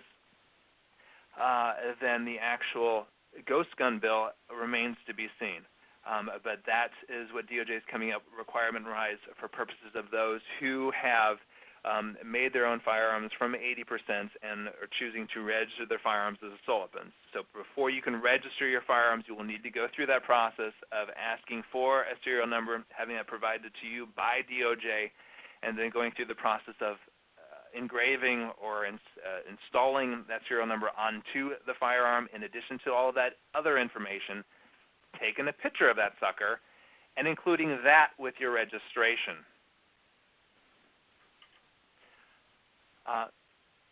And I see a question relating to are the requirements only apply to assault weapons and not California compliant rifles? Correct. These requirements relate to those of you who want to register your firearms as assault weapons this year. These requirements do not apply to California compliant firearms. However, the ghost gun requirements do. And so if you build up your firearm from an 80% receiver and you want to register it as an assault weapon, you will need to, at least for the time being, or the way it's written here, abide by the requirements DOJ is putting forth here. You will still need to, if you don't go through these requirements and the firearm isn't an assault weapon, need to go through the ghost gun requirements, as I mentioned in the previous webinar, next year. And so one way or another, for 80% owners who have made up their own firearms, there's going to be a process by which you're going to need to request and then stamp onto your firearm and then potentially show to DOJ that you've put that serial number onto your firearm one way or another, I'm sorry to say. The fees, as I mentioned before, those are $15. No limit to number of assault weapons. You can register per transaction, and the $15 fee is per transaction. So if you have 1 or 100 assault weapons you're registering with this great state of California, it's a $15 fee. Again, has to be paid by credit card. And then if you want a copy, well, DOJ is going to ding you for those.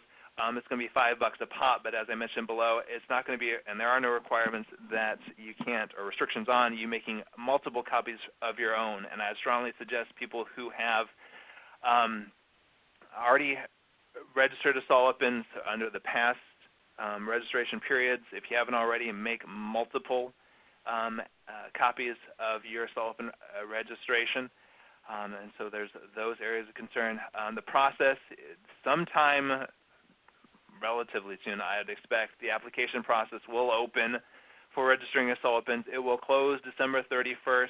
DOJ will need to have received those registrations on or before December 31st, so it would appear that DOJ would still be accepting registrations as of December 31st. I'd strongly advise you not to wait, though, because if DOJ were to kick or say you need further information in those registrations, you would probably want the sufficient time to correct those registrations and get that information to DOJ or resubmit before December 31st. So do not wait to the last minute. Despite the fact that I'm saying it appears that you can register them on December 31st or submit them for DOJ's approval on December 31st, don't wait. Once that window opens, if you're choosing to do that, I would suggest going about doing that. And that's also in addition to any and all potential challenges that we or anybody else may be making for these laws. The decision is yours to be moving forward on registration, but that application window, according to the regulations, opens and then shuts December 31st. And if your application is incomplete, I mentioned it before, DOJ will send it back to you saying, hey, you're missing this information, your pictures are blurry, I don't know. You'll have an opportunity to fix those, but during that 30-day, if you fail to do that, then you will need to submit a new application to DOJ. So if DOJ is asking for additional information, correcting information, you will have a 30-day window to correct that and resubmit. If you fail to do that, then you would just have to resubmit a brand new application after that point. And here's where I mentioned before, in processing the applications, DOJ will be doing a background check on the individual, at least that's what the regulations say that they're going to do, in association with the registration process. And so, again, if you have any questions, not only about the information you are going to be providing to DOJ whether or not it's potentially questionable. If you have questions about your eligibility status and whether or not you can lawfully possess firearms, you should I am strongly caution you to do that before submitting the application, because again, much like those who are going to be unfortunate to register firearms that DOJ will have considered you needing to have registered prior to this point, like a Colt AR-15 or Colt Sporter, DOJ might come a-knocking. If you end up being prohibited from owning and possessing firearms and you try to register an assault weapon with DOJ, I would expect law enforcement at one point or another, as one person puts in the chat, they're hosed. I would expect law enforcement to show up, and you'd have a substantial problem. Here's the question a lot of people have been asking about, what can I remove the bullet button? And I apologize for keeping it towards the end. That's just how the regulations were written, and I kind of just did this linear. According to DOJ, you are prohibited from changing the release mechanism for the ammunition feeding device on any assault weapon registered under these regulations. So the question that has repeatedly been asked, can I remove the bullet button according to California Department of Justice? That answer is no. As far as we are concerned, that is something we will potentially be looking at rather strongly as and by way of challenge. Our letter lays it out, the one that we sent to both OAL and DOJ. And DOJ's position that you cannot remove the bullet button once it's registered. The restriction does not apply to repair or like-kind replacements, although where you're going to find a bullet button 10 years from now remains to be seen. Or if you go through the process of deregistering the firearm, and in deregistering the firearm, if you're going to remove the bullet button and have all of the other mean, nasty features attached to it, that firearm better no longer be in the state of California. But at least for DOJ is concerned, the answer to your question, can I remove the bullet button once I've registered the firearm, DOJ's response to that question is a no, according to this regulations. However, there were additional questions relating to people whether or not they can make any additional modifications. I would just say to that, potentially, sure. Can you add, modify, remove stocks? Why not? You have a registered assault weapon in that situation. DOJ is specifying you can't remove the bullet button. Whether or not you go from a standard, a firearm that has a muzzle brake to one that has a flash suppressor once it's registered as an assault weapon, I dare say there's no issue with that, or adding or removing a forward pistol grip, or going from a solid stock to a collapsible one. Once that bullet button firearm is registered as an assault weapon, there is no restriction, according to DOJ, with respect to the adding or removing of those features. Again, always look out for the grenade launcher. And don't do anything to make your firearm illegal, I dare say, by adding or removing parts that would cause it to be too short. And certainly don't install things like auto sears, again, grenade launchers, or cause a firearm to meet a federal restriction like in any other weapon. But as far as I'm concerned, and as far as the regulations specify, for purposes of registered assault weapons under these new laws, removal of the bullet button is a no-no, but modification of the firearm any other way appears to be a viable option, as in adding or removing features for that firearm. And so in moving forward and getting us, I dare say, to our last regulation, having to do with the voluntary deregulation of a firearm, you may, once a firearm is registered to you as an assault weapon, quote-unquote, deregister it. This is actually existing law as well. If you were to move outside the great state of California with a currently registered assault weapon, you may notify DOJ, hey, DOJ, I got this gun outside the state of California. Please unregister it as an assault weapon, because I will never come back to this great state with this firearm or ever again anyway. That process is in existence already in California law, and you do have the ability, if you have the firearm or you remodify it so it no longer meets the definition of assault weapon, you may also unregister that firearm as an assault weapon. And so there is a process in which you need to do that. It's laid out here below. So if you sold the firearm, you're going to need to show proof of sale. You're also going to need to provide a bunch of personal information. If the firearm has been modified, you're going to have to show and provide additional information relating to what that firearm now looks like and why it no longer meets the definition of assault weapon. And then at that point, once DOJ's concerns are addressed, they will delete that firearm from you as an assault weapon, depending on whether or not you've sold it as no longer in possession or it's no longer considered an assault weapon in the state of California. Wow, we are going right up into 2 hours, and that was a lot of talking. As Chuck mentioned very, very early into this phone call, and I appreciate all of you, and we haven't had hardly any drop-off from those of you who have stuck around this entire time. We will probably be doing a further write-up concerning these laws that we will be putting out through NRA and CRPA. Again, what is going to happen with this stuff, I apologize, but it still remains to be seen.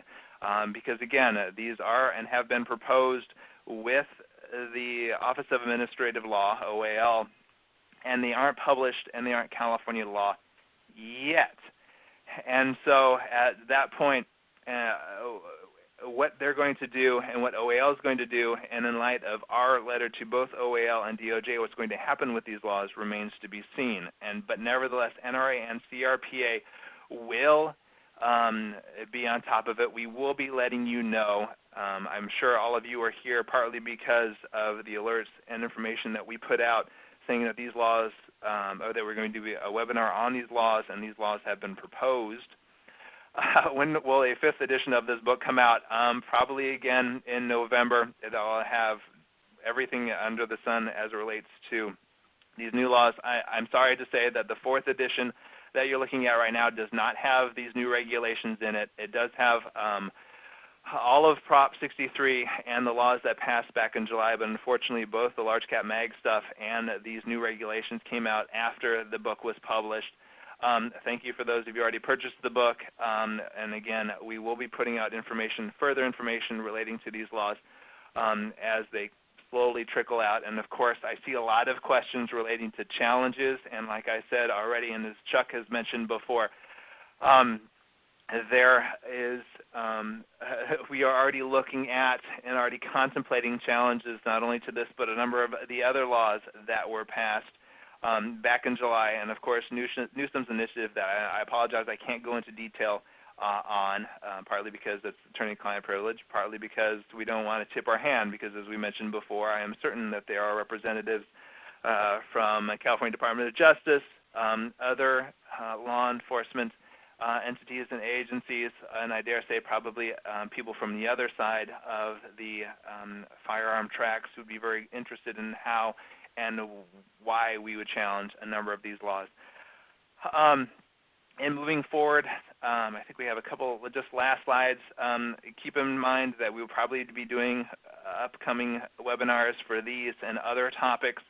Moving forward, there are already webinars for the bottom topics on CRPA's website. And again, I appreciate all of you sticking through this and listening to me drone on for an hour and 40 minutes. I have to apologize for the great state of California and you having to sit through this stuff, because most people in 59 or 49 other states don't have these areas of concern they have to worry about. Questions, please feel free to forward those to the California Rifle and Pistol Association. Again, we received, when we solicited questions, over 300 questions. I dare say we probably addressed, and I hope we addressed, a lot of the questions that you have here today. I'll tell you guys what, and those troopers who have bared with me, for those of you who have additional questions, I will stay on for another 15, 20 minutes, and if you have any questions, fire them off in chat. I will try to answer them as quickly and as succinctly as I possibly can. As we go through here, I saw a question relating to 80%. If you have it as a featureless build, will you need to register it as an assault weapon? No, pursuant to these regulations, but keep in mind the ghost gun restrictions will come into place And so if you have a firearm that does not meet the definition of an assault weapon under these or any of the old new laws for that matter, and you built it up yourself, you will not need to register it as a assault weapon, obviously not abide by these registration requirements, but the ghost gun restrictions and requirements will face you. You guys are asking a lot of questions. Let me slow this down. Ruger 1022s and rimfire rifles still not considered assault weapons because, again, for the rifle requirement, needs to be center fire. So if you have yourself a rimfire firearm, it does not meet the definition of assault weapons. Transportation of bullet button guns prior to registration. I would still suggest transporting those firearms as I would typically tell people to transport them in locked containers and unloaded anyway, just to prevent any other areas of concerns that a person in law enforcement may have stumbling across those firearms. I'd still suggest doing that as well. The AR Maglock, I did mention that before. The devices that people are currently touting as being replacements to the bullet button appear to, depending on how those locks function, suffice for purposes of rendering a firearm to have a fixed magazine. And so if you cannot remove the magazine while that firearm is fully assembled, and if for the AR platform you have to tilt that upper receiver up, and the only way for you to remove that magazine using that magazine release mechanism is to have that upper receiver tilted up, and that's the only way that magazine release mechanism would function. That should suffice for purposes of the fixed magazine requirement. Does the bullet button itself cause, with no other features, make an AR-15 an assault weapon? I would dare say no. If you have yourself a semi-automatic centerfire rifle, either with a bullet button or even if it has the capacity to accept a detachable magazine, that firearm should not be considered an assault weapon based on its features. Again, if the firearm is make model prohibited, you got yourself a problem. And if it's got, if it's less than 30 inches in length, you potentially have yourself a problem. Strip lower receivers bought in 2016.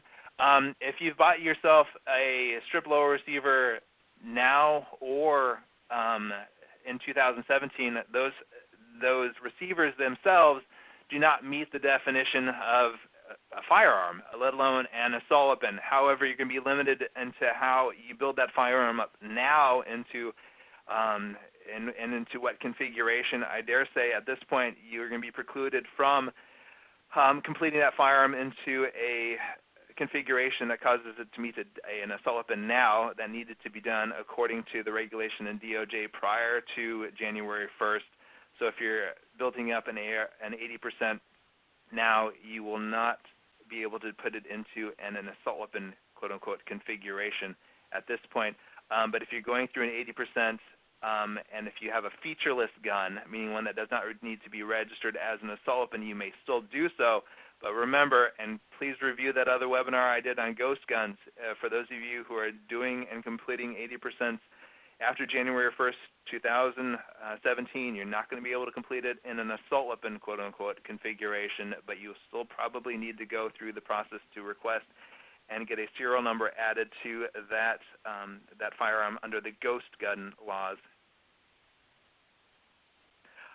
Those of you who want to get your firearm outside of the great state of California and keep it there, we get that question a lot. Yeah, you should be able to do that. And so if you're going to have a firearm that meets the current definition, or the new definition, I should say, of assault weapon this year, one of the potential options, I dare say, would have that firearm stored and possessed outside of the state of California, keeping in mind it's going to need to stay there as long as it meets the definition of assault weapon. If you were to reconfigure that firearm in a California compliance or quote-unquote featureless configuration, you may be able to bring it back, but that is potentially one way to avoid the registration process, is to go about and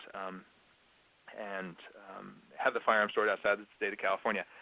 No, the serialization process for 80% is not the same thing as registration. You will need to get the serial number put onto that firearm first and then register it as an assault weapon. And DOJ is specific in that regard when it comes to the registration requirements. They will not accept registrations for firearms an individual has made him or herself without going through the serial number first.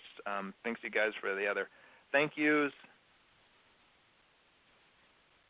Pump action shotguns with collapsible stocks and pistol grips, assault weapons, no. Because remember, for shotguns and for most firearms, in order to meet the definition of an assault weapon, it needs to be semi-automatic. So pump action is not semi-automatic. Yeah, people who have engraved 80% and put their own serial number onto that firearm, according to the way the DOJ has written the regulations, it appears that you're going to have to ask for a separate serial number directly from them that they're going to give you for you to be able to register it. The fact that you've put on your own serial number and made up your own serial number designation appears not to suffice for what these regulations will require.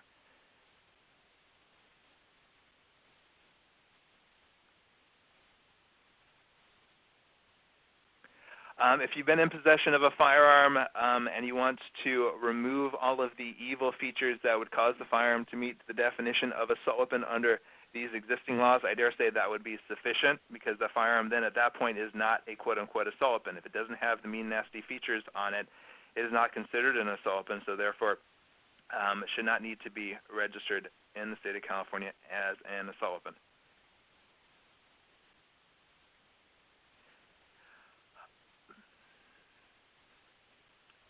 No, a stripped AR lower receiver, and I dare say even an AR assembly, an AR receiver assembly, the lower assembly, even if it's completely put together, stock and everything should not be considered an assault weapon. Like I mentioned before, if the firearm is not functioning and the upper is removed from the lower, the firearm is not considered to be semi-automatic. If the firearm is not considered to be semi-automatic, it can't be considered an assault weapon. And so if you have in the lower an assembly, that in and of itself will not be considered an assault weapon. I dare say the same thing with a stripped receiver and the same thing with just an 80% receiver sitting there.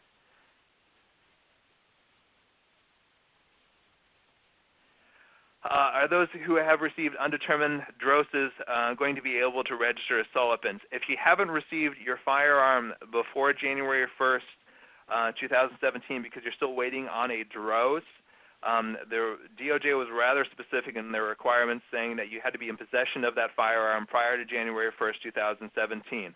And so if the firearm is in an assault weapon configuration, that dealer has him or herself a bit of a problem. And if that firearm was converted over to be quote-unquote California compliant in light of the New Year's laws and transferred to you, you would not and should not try to register that firearm as an assault weapon, I'm sorry to say. DOJ will probably kick it.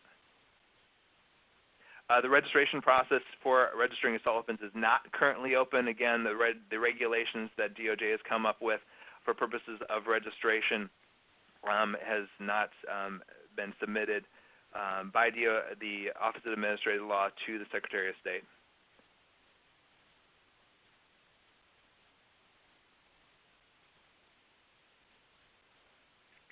I'm trying to read these as quick as possible.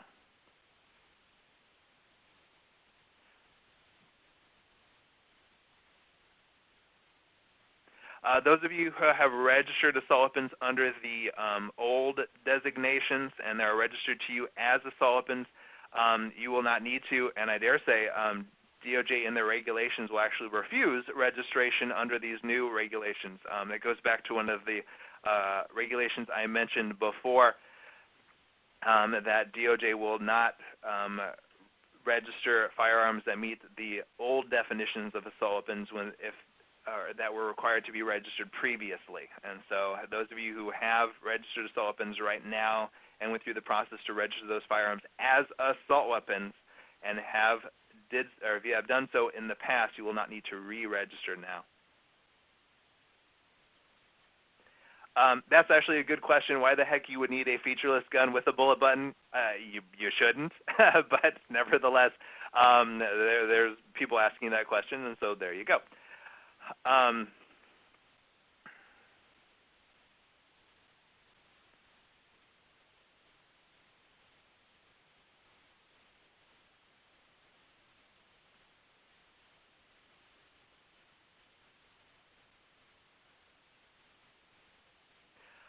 There are no requirements to notify DOJ if you take a firearm outside the state of California at all. That firearm will, if it's acquired from a licensed firearm dealer, and depending on when that firearm was acquired, and if it's a long gun, they may or may not have record of you acquiring that firearm. But there's no requirement to notify DOJ that you're taking the gun outside of the state of California. As far as we're concerned, when it relates to grip wraps and fin grips, DOJ has not modified or tweaked the definition of pistol grip to preclude those. And so as far as we're concerned, the installation of quote-unquote grip wraps and fin grips, if you're referring to those devices that prevent you from wrapping your thumb around the pistol grip of a AR or AK type firearm, thus having the webbing of your the webbing of your hand between the thumb and forefinger, and I'm butchering that and I apologize, above the uppermost exposed portion of the trigger, those should suffice and not meet the definition of pistol grip. DOJ, as far as we're aware, has not modified that. It's a rather broad question because both of you guys asked back to back. Mini 14s and Mini 30s should still not meet the definition of an assault weapon, provided those firearms are still what I would consider in a rifle type configuration, meaning that they are still semi-automatic, they are still center fire, they have, in most intents and purposes, the capacity to accept a detachable magazine, let alone a fixed magazine, but they have no additional features. Usually those firearms are rather in a quote-unquote rifle-style configuration with no other mean nasty features, meaning, for example, pistol grip forward, pistol grip, thumb hole stock, and things like that. If those firearms are in standard rifle configurations, they still would not be considered assault weapons. I actually didn't mean to mix up stripped and unfinished because a stripped lower receiver and even an unfinished lower receiver would not be considered an assault weapon. An unfinished receiver would not be considered a quote-unquote firearm, while a stripped receiver would. But thank you for pointing out the designation on the distinction between those.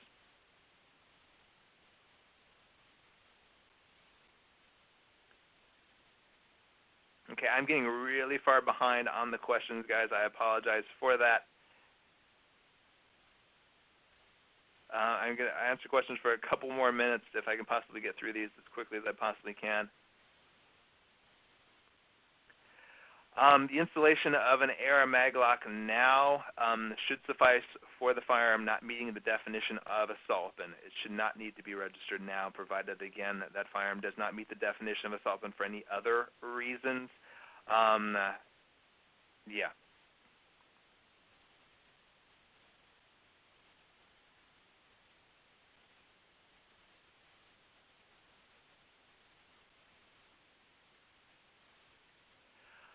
The Thorsden stock still appears to be a stock that does not cause the firearm to have a pistol grip. Again, DOJ has not altered the definition of pistol grip to the point where I would say it includes those types of stocks.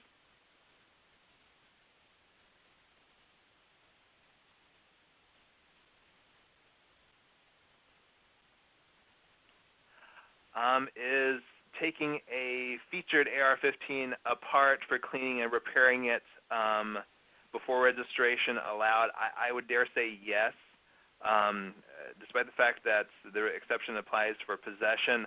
That should still be an activity that is allowed for purposes of possessing an assault weapon.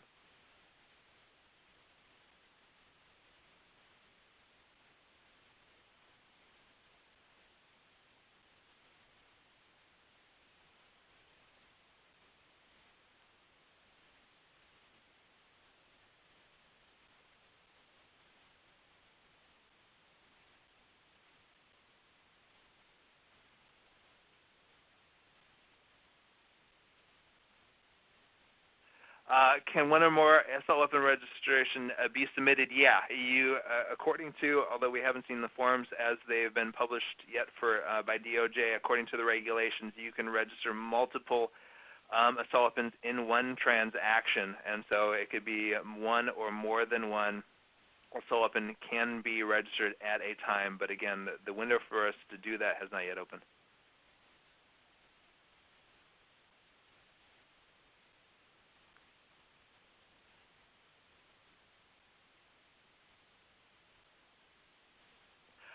Yes, if you have a registered Asolapin and you take it outside the great state of California, you don't need to notify DOJ, but if you'd want that thing out of your name and taken out of you as registered as Asolapin, you may, but if you were to do so, you wouldn't be able to bring it back. Okay, guys, I'm going to cut it off there. My voice is rather fried. I apologize to all of you who had different additional questions. For just not being able to get to you. And like Chuck mentioned, we're not going to be able to address a lot of these. We will provide additional information. If you have personal questions that you are seeking answers to, present those to the CRPA. They can be the clearinghouse for us for those, or if you want to contact our office directly. I apologize, we cannot do all of these questions. I'd be answering questions until next June. And so if you're looking to have specific and individual questions addressed, we can do that. But typically when we have those questions addressed to our office, I apologize, but we do require a nominal fee. But we will be providing additional information on these subjects as they come out, as DOJ changes them, as I dare say our challenges come out to them. But for the time being, guys, I'm going to take a long drink of water and break for lunch. But I hope you all the best. Stay safe out there. Keep informed, and I most certainly will be talking to you in the foreseeable future. Take care, everybody. Bye.